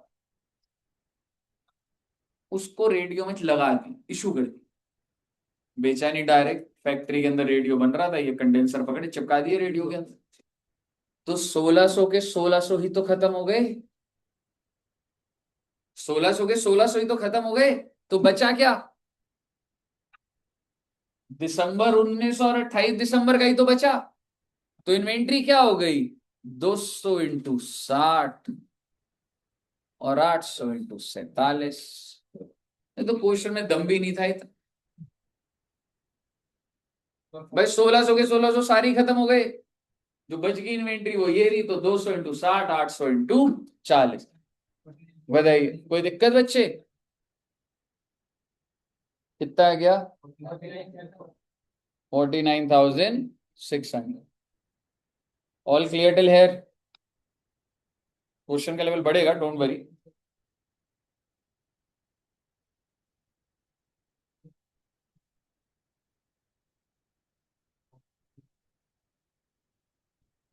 ये सारा कराना है आपको भी मैंने, पर मैं आपकी जरा दिमाग चला दूं पहले थोड़ा।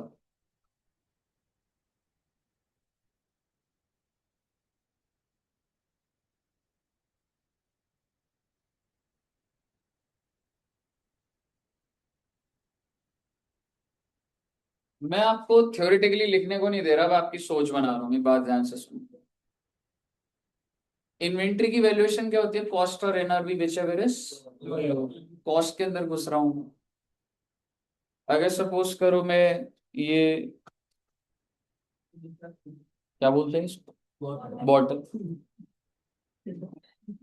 बॉटल का बिजनेस करता हूँ, तो एक तो आ जाएगा परचेज कॉस्ट, कितने का खरीदा, मैंने 80 रुपए का खरीदा, तो मेरी इन्वेंट्री की कॉस्ट क्या आ जाएगी? 80 रुपए। पर मैंने दुकानदार से 10 रुपए का डिस्काउंट ले लिया था, तो मैंने तो 70 रुपए दिया था, तो कितने रुपए कॉस्ट आई अब अपडेट होके? 70। पर 70 के ऊपर तो टैक्स लगा 6 रुपए का, तो इफेक्टिवली तो 76 रुपीज हुआ, तो कॉस्ट कितने की आ जाएगी? 76। पर वो जो 6 रुपए जीएसटी था वो तो मुझे वापस मिल जाता है, 70। तो बात ऐसी है भाई, जो भी टैक्सेस वापस मिल जाए वो माइनस हो जाएगा। ले देखे मैं आपको छोटी सी बात ये बोलना चाह रहा था, अगर यहाँ पे मैं लिख पाया, ले देके मैं आपको परचेज कॉस्ट, अब क्योंकि मैंने बात कर ली,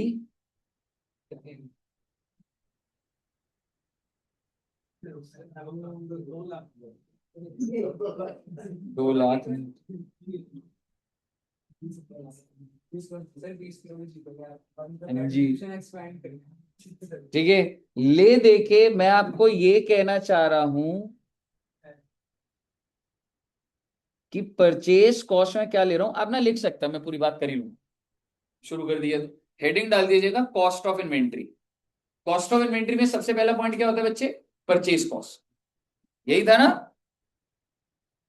अच्छा जी, तो परचेज कॉस्ट में एक तो आ जाता है परचेज प्राइस, ओके, लेस हो जाता है डिस्काउंट, ओके। और ये जो डिस्काउंट होता है, ये वाला डिस्काउंट होता है बच्चे ट्रेड डिस्काउंट। कुछ कैश डिस्काउंट होता है, वो क्या होता है अभी बताऊंगा आपको, पर कैश डिस्काउंट माइनस नहीं होता है बच्चे। अच्छा जी, फिर उसके बाद लगते हैं टैक्सेस, और फाइनली आपकी आ जाती है परचेज कॉस्ट। और अगर मैं टैक्सेस के यहां पे लिख दूं, तो ये वही वाले ऐड करूंगा ना, जो कि कौन से होंगे? Non refundable. अगर ये रिफंडेबल हुए तो ये मेरी कॉस्ट का पार्ट ही नहीं बनेंगे ना बच्चे, है जी? तो फिर ऐड नहीं करेंगे, है ना? जैसे तुम मार्केट में गए और तुमने, अगर मैं ऐसी बोलूं, 100 रुपए का बॉटल खरीदा, फिर तुम्हें डिस्काउंट मिल गया 10 रुपीज का, 90 हो गया। अब 90 के ऊपर टैक्स, तो मैं आपको बातों ही बातें बता रहा हूं, पहले डिस्काउंट लगता है फिर टैक्स लगता है, प्राइस होने के बाद लगता है टैक्स। और टैक्स कितने रुपए लगा? 12 रुपए, और मैं कह रहा हूं वो नॉन रिफंडेबल है। लग रहा है मेरे को लगाएगा, मेरी जेब से हिट है ये, कितने रुपए का आ जाएगा?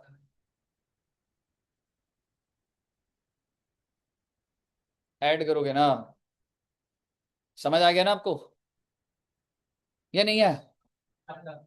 सेटल्ड है ना परचेज कॉस्ट? लिख दीजिए बस इसको, और एक नोट डाल दीजिएगा, cash discount is not to be reduce. भाई साहब ऐसा है, कैश डिस्काउंट इनवॉइस इनवॉइस बनने के बाद सेटल होता है। 2 महीने में पेमेंट करनी थी, 1 महीने में कर दी, कैश डिस्काउंट मिल गया। बिल के अंदर थोड़ा ना लगता है कैश डिस्काउंट, याद कर लो 11वीं क्लास में, जब खरीदते थे तब जो डिस्काउंट होता था वो माइनस हो जाता था।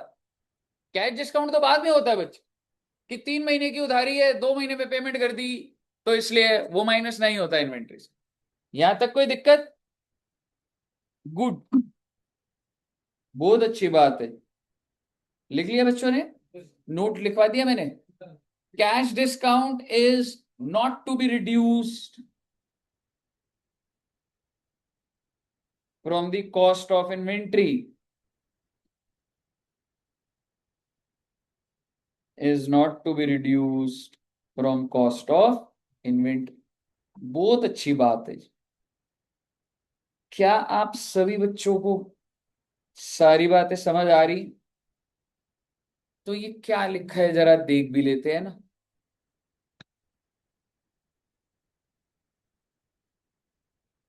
पढ़ते रहना बस इसको।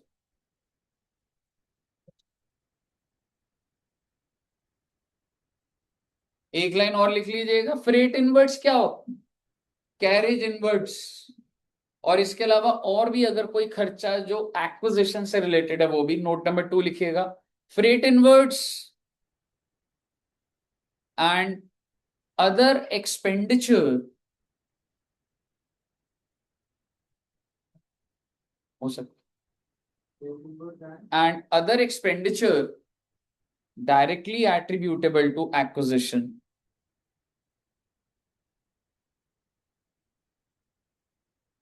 Freight inwards and other expenditure directly attributable to acquisition will be included, will be included। Example, तुम कोई सामान खरीद रहे हो पर ब्रोकर के थ्रू खरीदते हो, 100 रुपए का सामान, ब्रोकरेज 10%, तो तुम्हारा तो 110 जाएगा ना।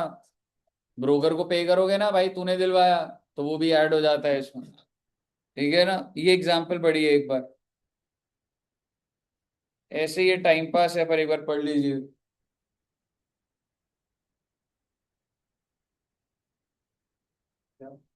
ये वाला एग्जाम्पल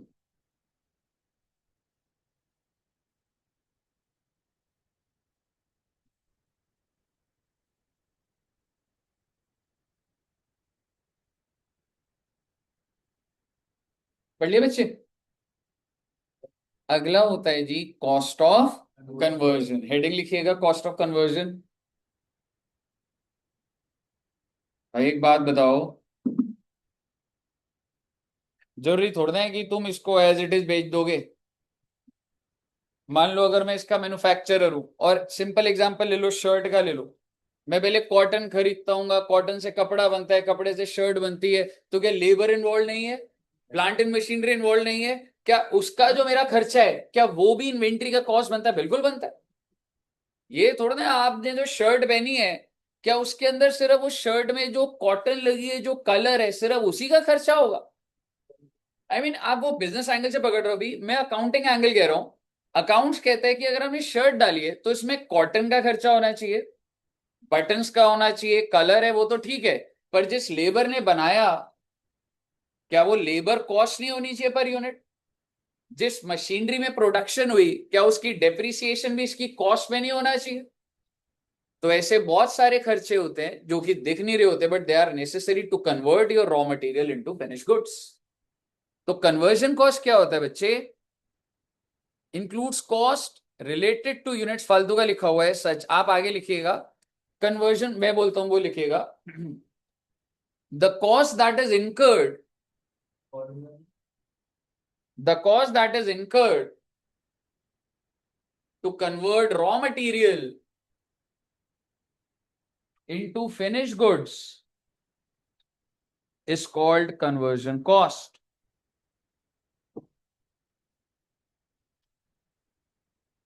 Full stop। Example,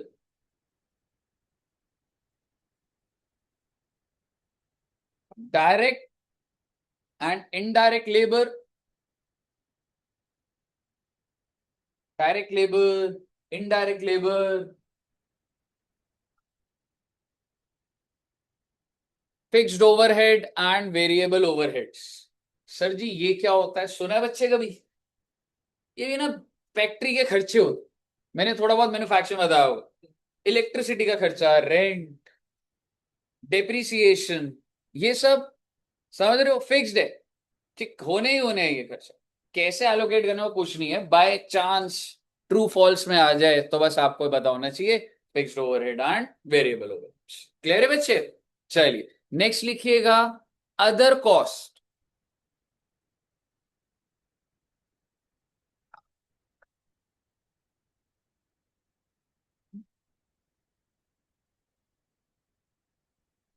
और जो अंडरलाइन करा वही लिखेंगे, अदर कॉस्ट इंक्लूड्स, और फर्स्ट पॉइंट लिखेगा, other cost includes, first point, administrative overhead. ओहो, एडमिनिस्ट्रेटिव ओवरहेड क्या होता है बच्चे? ऑफिस का खर्चा। बड़ी अजीब बात है कि सर ऑफिस का खर्चा आप, इन्वेंट्री शर्ट बन रही है उसमें डल रहा है, मतलब फाइनेंस टीम को कुछ पैसा दे रहा हूं मैं, लीगल टीम को पैसा दे रहा हूं, एचआर टीम को पैसा दे रहा हूं, क्या उसकी बात हो रही है? उसकी बात नहीं हो रही है, प्रोक्योरमेंट टीम की बात हो रही है। आपको क्या लग रहा है? आप एक बात बताइए, आपको अगर मोबाइल खरीदना होता है, आप एकदम जाते हैं शॉप पे और खरीद लेते हैं, या अमेजोन पे भी चेक कर लेते हैं, फ्लिपकार्ट पे भी चेक कर लेते हैं, ब्लैक फ्राइडे सेल पे भी चेक कर लेते हैं, करते हो ना चेक? तो आपको क्या लग रहा है, अगर मुझे 600 करोड़ का मटेरियल खरीदना तो मेरे पास टीम नहीं होगी क्या, जो पूरे इंडिया में सप्लायर को असेस करेगी? So there is a procurement team in the company, manufacturer. मेरी एक टीम का सिर्फ जिम्मेवारी ये है कि मार्केट में अगर 10 का मिलता है तो तू मुझे 8 का ढूंढ के दे, मैं क्यों दूं तेरे को 1 करोड़ की सैलरी? आप समझ रहे हो? सो बेसिकली ये वो वाला administrative, which is like, sir यहां से सर केरला से सस्ता सामान मिल रहा है, समझ रहे हो? तो they know, they have a circle, उनको पता है ये चीज यहां महंगी मिलती है, यहां सस्ती मिलती है, यहां सस्ती मिल रही है। तो बेसिकली ये वाला खर्चा, इसको क्या बोला जा रहा है? Administrative. Oh, it's not finance, it's not legal, it's not HR, we are nowhere involve in producing this. हमारे को मालिक सैलरी देगा, आप कल को नौकरी करोगे, रिलायंस आपको सैलरी दे रहा है, वो जो कॉस्ट है मैं उसको इन्वेंट्री की कॉस्ट में नहीं डाल सकता। ठीक है बच्चे? तो बस इतना ही समझना आपको, लैंग्वेज बस आपको याद नहीं पड़ेगी। पहला पॉइंट क्या है? It includes administrative overheads incurred to bring the inventory into present location and condition।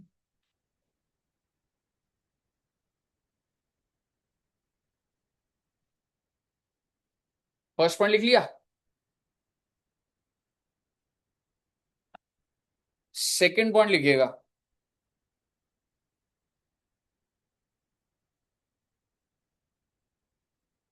Interest and other borrowing cost. क्या होता है ये आपको कुछ नहीं पता, अभी दिमाग लगाऊंगा। Are included in the cost of inventory और नॉट इंक्लूडेड? Not included. दिमाग लगाइए जरा, अभी आपको अभी तक नहीं पता, चैप्टर चल का रहा।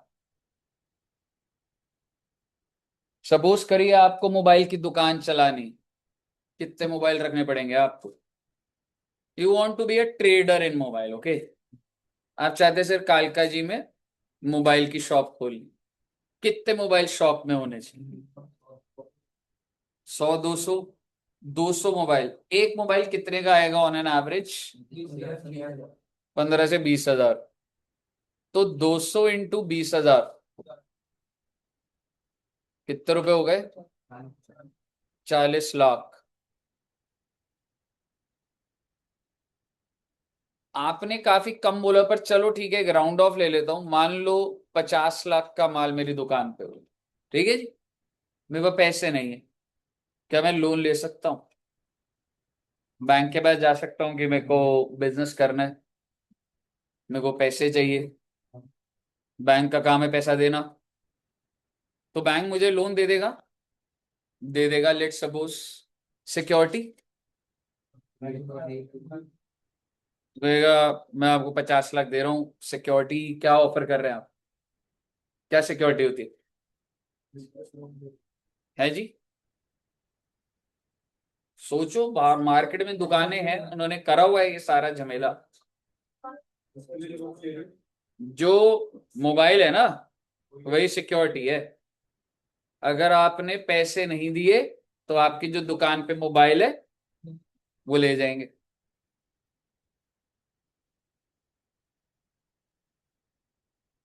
तो अभी मैं आपको वहां पे भी ले जाता, अभी इसको स्टॉक ऑडिट बोला जाता है। स्टॉक ऑडिट क्या होता है? और फिर एक चीज ध्यान रखना, तुमने 200 में से 50 मोबाइल बेच दिए, कितने बचे? तो बेटे बात ऐसी है, 50 मोबाइल और दुकान में आ जाने चाहिए, नहीं तो सिक्योरिटी का वैल्यू तो कम होती जा रही है ना। तुम मोबाइल बेचे जा रहे हो, तुमने 50 बेच दिए, तुमने 50 और बेच दिए, फिर तुमने 50 और बेच दिए, कितने रह गए? सिर्फ 50 मोबाइल दुकान पे पड़े हुए हैं। बैंक ने लोन तुम्हें 50 लाख दे दिया, तुमने अगर रीपे नहीं करा, मेरे पास तो सामान ही नहीं है बेचने का तुम्हारा। तो स्टॉक ऑडिट होती है ये, बैंक जब पैसे देगा ना, वो बोलेगा बोलेगा बात सुन, तेरी दुकान पे कस्टमर आया, आपने बोला हाँ जी आया, कितने मोबाइल बेच दिए तूने एक साथ उसे, मान लो 50, तो 50 और लग जाने चाहिए दोबारा, स्टॉक तेरा गिर नहीं सकता। क्यों? दुकान तूने 200 मोबाइल पे चलाई थी ना, मेरे पास जब आया था तो स्टॉक कितना लेकर आया था? 200। उसके बेसिस पे लोन दिया तेरे को, 200 यूनिट से नीचे नहीं जाएंगे तेरे यूनिट दुकान में, नहीं तो वापस ले लूंगा लोन का पैसा। आप समझ रहे हो, ये बिजनेसमैन गड़बड़ करता है, स्टॉक दिखा के वो ले लेता है, फिर स्टॉक ही मेंटेन नहीं कर रहा हो। ठीक है ना, पर मुद्दे की बात ये नहीं। आपने 50 लाख का लोन लिया, बहुत अच्छी बात है, बैंक कितना ब्याज लेगा आपसे? 10%। एज्यूम कर लेते, साल का खर्चा 5 लाख। क्या ये 5 लाख मेरी मोबाइल की कॉस्ट में एज पर AS2 जाना चाहिए या नहीं जाना चाहिए? आंसर इज नहीं जाएगा। पर क्या मैं इवेंचुअली इसको डाल के कस्टमर से रिकवर करूं या ना करूं?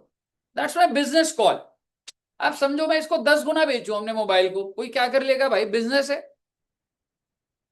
कोविड के टाइम पर जब ऑक्सीजन सिलेंडर नहीं मिल रहे थे, तो 4,000 की चीज 4 लाख की भी बिक रही थी। गवर्नमेंट रेगुलेट नहीं कर पाती ना हर चीज को। तो आप समझिए, देयर आर टू एंगल्स। मैं यहां दुकान खोल के बैठा हूं, मैं तेरे को कितने का बेच रहा हूं, ये मेरी गुडविल, मेरा रिस्क एनालिसिस है, मेरी डिमांड सप्लाई इंटरप्रिटेशन। मैं इधर आपकी दुकान नहीं चला रहा, मैं आपको AS2 बता रहा हूं कि अकाउंटिंग के टाइम पे क्या तुम ये जो इंटरेस्ट का खर्चा है, क्या तुम अपने क्लोजिंग स्टॉक में उसको ऐड करके दिखाओगे या नहीं दिखाओगे? नहीं दिखाएंगे। आगे सुन लो बात को। मैं हूं DLF, मेरे लिए इन्वेंट्री क्या है? घर। घर बनाने के लिए पैसा चाहिए, पैसा लिया बैंक से, पैसा लेते ही घर बन गया? It will take time, 1 year 2 year, पर पैसा तो पहले लेना पड़ता है, तो ब्याज तो जा रहा होगा। ये वाला ब्याज क्या एज पर अकाउंट्स ऐड करूं अपनी इन्वेंट्री में ना? आंसर इज करूंगा। If your inventory is in the process, it is not ready. Same fixed asset वाला लॉजिक। आपकी मोबाइल की दुकान थी, क्या आपकी इन्वेंट्री सेलेबल कंडीशन में थी? तो मैंने नहीं जोड़ा उसको। लेकिन अगर आप उस चीज को बना रहे हो, आप DLF हो, आप घर बना रहे हो और आपका ब्याज भी जा रहा है, क्या अब ऐड हो जाएगा? अब add, because your inventory is not ready to sell, it is not in a saleable condition. और यही बात बोलूंगा, आप मोबाइल के ट्रेडर थे, अगर आप मोबाइल के मैन्युफैक्चरर होते। अब यहाँ पे एक और कॉम्प्लेक्स है, इंटरमीडिएट में बात होती है ये, अब मेरे को क्योंकि लिखा हुआ है तो बात करनी पड़ रही। मोबाइल मैन्युफैक्चर करने में कितना टाइम लग जाता है आपके हिसाब से? 2 से 3 दिन है। तो वो जो ब्याज है मैं आपके इसमें ऐड नहीं करूंगा। 8 महीने है, वो जो ब्याज है मैं ऐड नहीं करूंगा। अगर 1 साल या उससे ज्यादा है तो ही ऐड होएगा, यानी कि your inventory if that takes a substantial period to get ready for use, तो ही वो ब्याज ऐड। इतनी सारी बातों का बहुत डिटेल्ड एनालिसिस वहां होता है, बस आप सिर्फ इतना पढ़ लीजिए।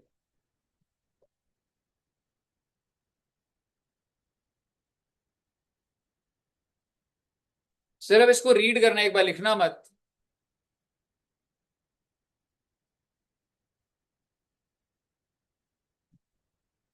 कौन कौन से एग्जाम्पल दिए हुए हैं? आपने सिर्फ वाइन ही बोला बस। राइस, टिम्बर, एंड आप बच्चों की फेवरेट ड्रिंक वाइन, ठीक है, because it takes lot of time. ले दे के बात ये हाँ जी, क्या हुआ राइस का, क्या कह रहे हो? होंगे कोई डिफरेंट टाइप ऑफ राइस। आप उधर नहीं तो प्रॉपर्टीज लिख सकते थे और डीएलएफ का वो लिख सकते थे। आपने कितना लिखा बच्चे वैसे? आपने, मैंने आपको क्या लिखवाया था, कहां तक लिखवाया था? Interest and other are generally not included in, full stop लिख के आप लिख दीजिएगा, except those inventories, except those inventories which take substantial period of time, except those inventories which takes substantial period of time to get ready for use, to get ready for use।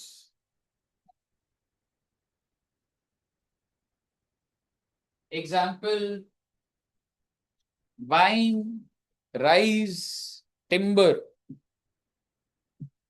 है जी, to get ready for use।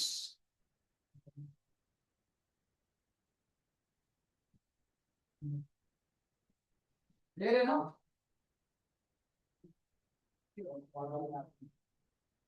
Theoretical बात है बेटे, पर मैं सोच रहा हूँ करा देता हूँ पहले थ्योरेटिकल। ओहो टाइम भी यार पता ही लगा है। कितने बजे तक है मेरी क्लास आपके साथ? My God. अब अगर इतनी बात चल ही रही है तो अभी एक बार फ्लो में, आप तो अच्छे बच्चे, आपको तो जब बुलाया जाता है आप आ जाते हैं। नेक्स्ट हेडिंग लिखिएगा, exclusions from the cost of inventory. भाई साहब ये वाली कॉस्ट मैं नहीं लूंगा अपनी इन्वेंट्री के अंदर, और आपको आती भी है बच्चे। Abnormal amount of material, labour, overhead, storage cost, administrative overhead, selling and distribution, लिख लीजिएगा इसको पूरा प्रॉपर पे। रोज सर से बात करके आप थोड़ा रेस्ट करना चाहेंगे?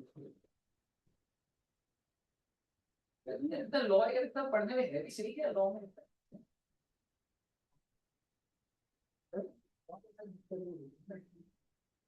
कवर करने से पहले मैं आ मैं ले रहा हूँ उसके लिए लॉ को बात कर दो। अब वो तो इसमें है ये तो थोड़े देर कोई सर का दिल हो जाता है। ऐसे बोलते हैं ना, हाय बच्चों, हेलो बच्चों, हेलो, हाँ हाय बच्चों, हेलो बच्चों। तुम भी ये करते करो, कर दिया करो हाय हाय सर। नहीं यार चलो गुड। नहीं भाई पूरा लिख दिया। क्योंकि देखो एडमिनिस्ट्रेटिव ओवरहेड्स हमने तो इंक्लूड करा था, याद है वो जो अभी अदर कॉस्ट में लिखा था। यहाँ पे क्या कह रहे हैं, ये वो एडमिनिस्ट्रेटिव ओवरहेड है दैट डू नॉट कंट्रीब्यूट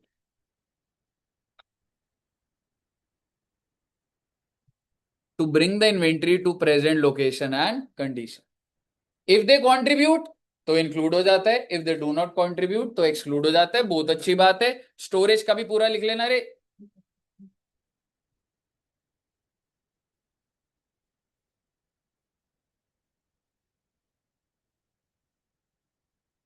लिख लिया पूरा?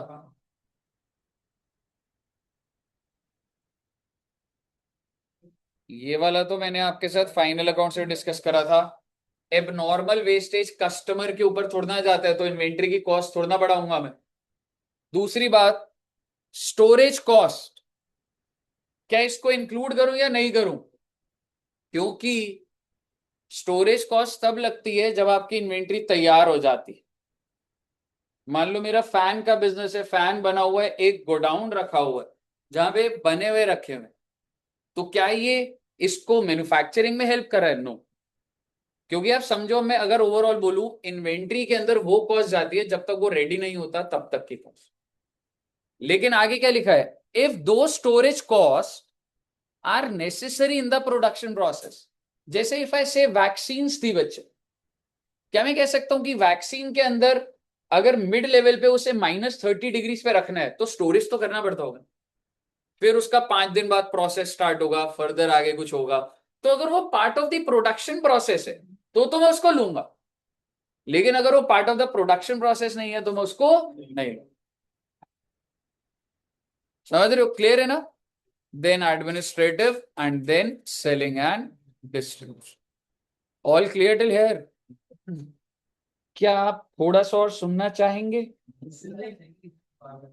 ठीक है बच्चे, जैसा आप बोलो। मैंने आपकी बात मान ली ना, अब आप भी मेरी एक बात मानो। क्वेश्चन तो प्रैक्टिस कर सकते हैं ना बच्चे, है ना?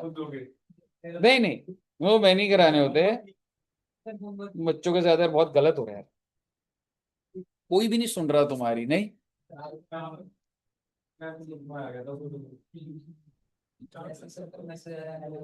जब कोई नहीं सुन रहा, आप नहीं सर, आपको सुन रहा हूँ बच्चे, रो रहा है तू।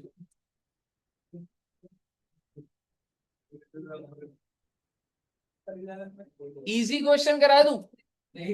डिफिकल्ट भी नहीं, इजी भी नहीं। ठीक है, एवरेज निकालते हैं क्वेश्चन।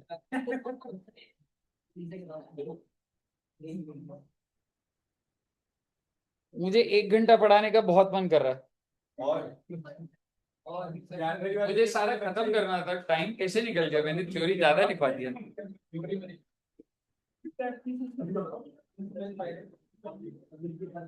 आपसे बच्चे थक गए हो क्या? मैं आपको ब्रेक दे देता हूँ 1 मिनट का। 2:17 हुआ है, 2:18 तक ब्रेक दे देता हूँ। अब तो ठीक है ना बच्चे?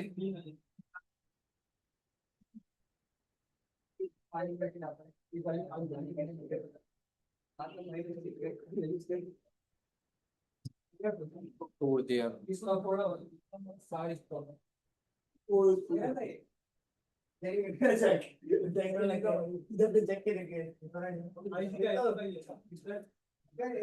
आइए जी, आइए जी, आइए जी।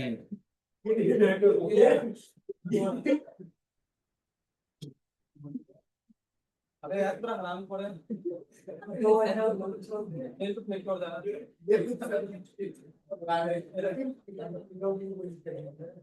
चलिए आइए, आइए बच्चे। Hello hello hello, hello hello hello hello.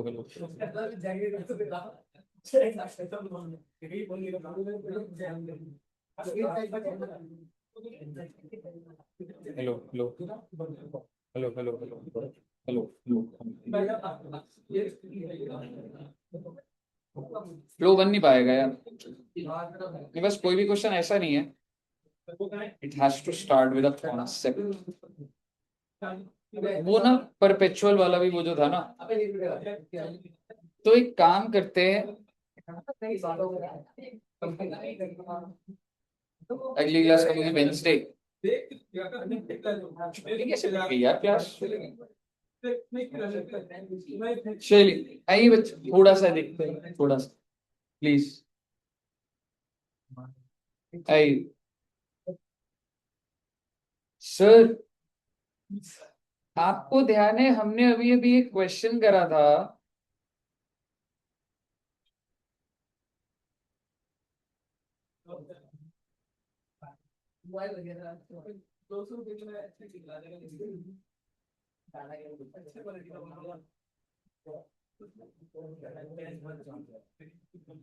आपने खुद से कोई भी क्वेश्चन नहीं करना है घर में। चलिए आइए, ये वाला देखते हैं, बहुत आसान है बच्चे। इसके पैटर्न के, ताकि मैं ना आपको 1-2 क्वेश्चन दे पाऊंगा, ये 10 मिनट में हो भी जाएगा अभी। ठीक है, देखिएगा, ये सेपरेट, आई मीन ये चल रहा है कुछ। The following are the details of the spare parts of Shriram Mills. भाई मुझे डिटेल दी हुई है स्पेयर पार्ट्स की, आपको इसको लिखना नहीं है, मैं सारा का सारा बताऊंगा, ठीक है? लिखना नहीं, ठीक है?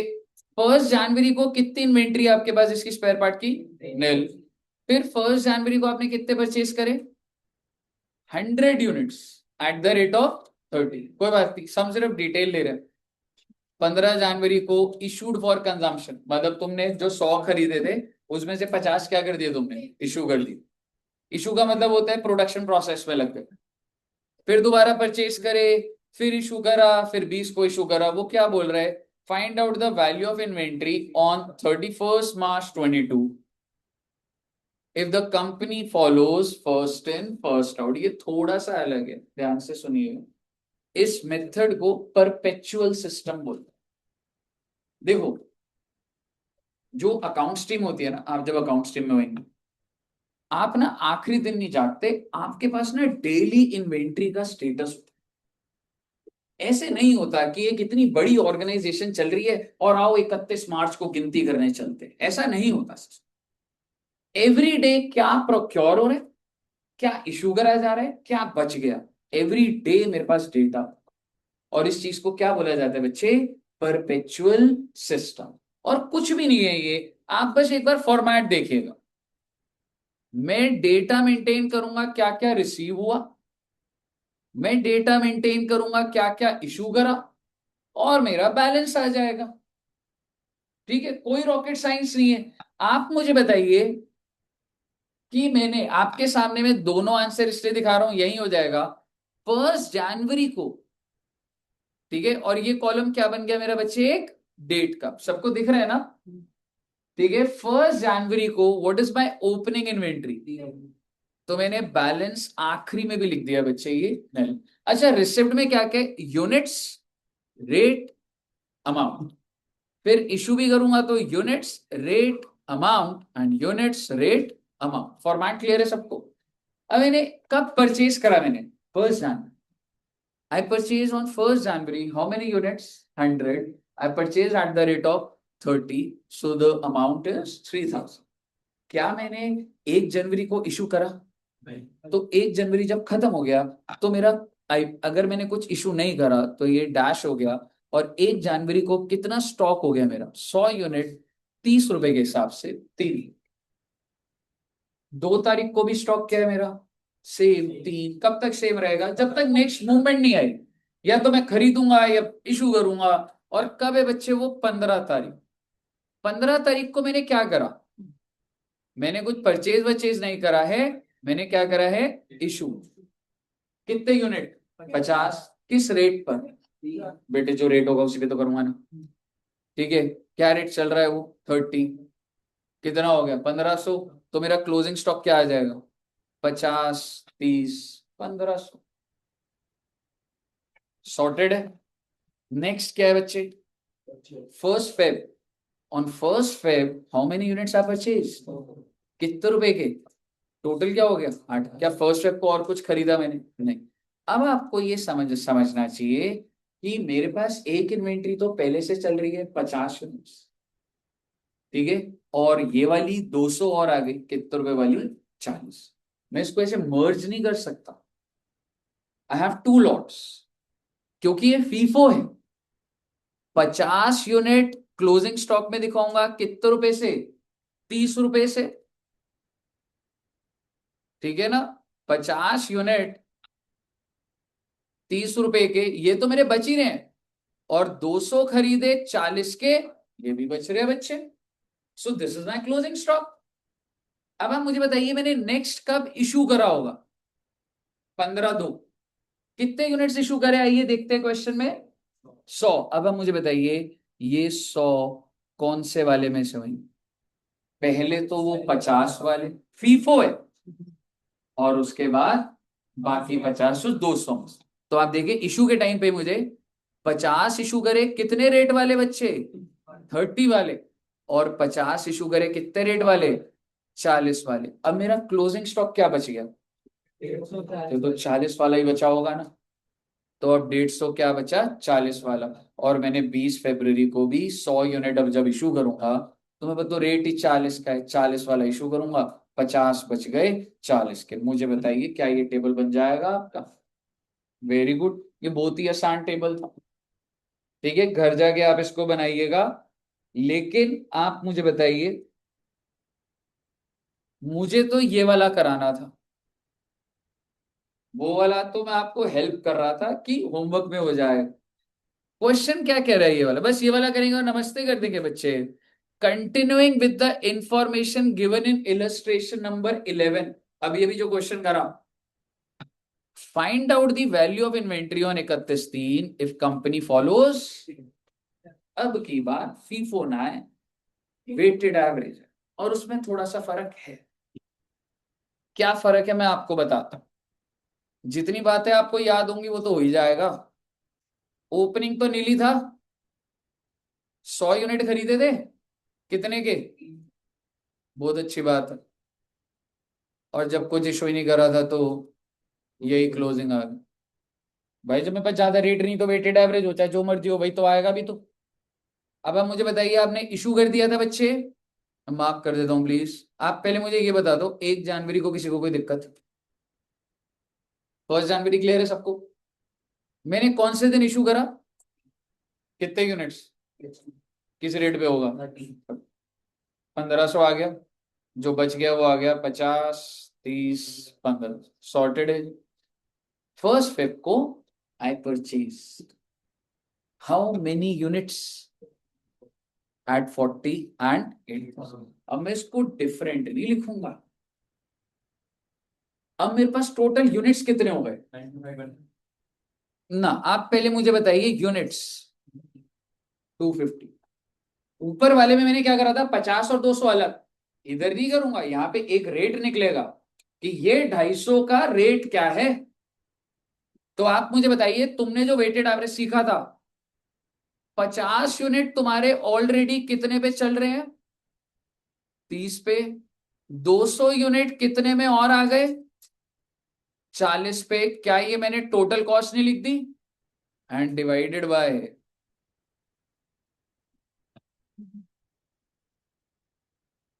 यही तो सिखाया था आपको वेटेड एवरेज में। 50 तो चल ही रहे थे, 200 और आ गए, रेट क्या आ जाएगा बच्चे? मल्टीप्लाई करो। इसके अंदर ऐसा नहीं है कि 50-30 पे चल रहा है, 240 पे। ठीक है, यहां तक क्लियर है पहले? दूसरी बात, 15/2 को how much you have issued? 100। अब ये 100 का इशू प्राइस क्या होगा? 38। अब ये थोड़ा ना है कि कौन सा वाला इशू क्या है, तो 3800। कितने यूनिट्स बच गए? 150। रेट क्या हो गया? 38। 5700। क्या मैंने कुछ और प्रोक्योर करा? देखो, अगर मैंने प्रोक्योर करा होता ना, फिर वो वेटेड एवरेज रेट दोबारा बदल जाता। क्योंकि अब अगर मैं मान लो कोई परचेज करता तो मैं दोबारा देखता ये इतने के इतने के, पर मैंने नहीं करा। कितना आसान है क्वेश्चन, 100 इशू और कर दिए 38 के। भाई जब रेट अब 38 हो चुका है, जब अपडेट तो तब होगा ना जब नई प्रोक्योरमेंट होगी। तो आपका क्लोजिंग स्टॉक कितना आ जाएगा रे? 50 × 38। कहिए बेटे, क्या आपको ये सिस्टम समझ आया? Very good. क्या आप एक क्वेश्चन करना चाहते हैं या होमवर्क दे दूं? ठीक है बच्चों, मुझे पता था, मैं दिखाना चाहता था कि मैंने आपकी बात मान ली। इलस्ट्रेशन नंबर 12 होमवर्क ले लीजिए प्लीज। इलस्ट्रेशन नंबर 11 होमवर्क ले लीजिए प्लीज। नहीं नहीं, कम दूंगा आपको, सारे नहीं बेटे।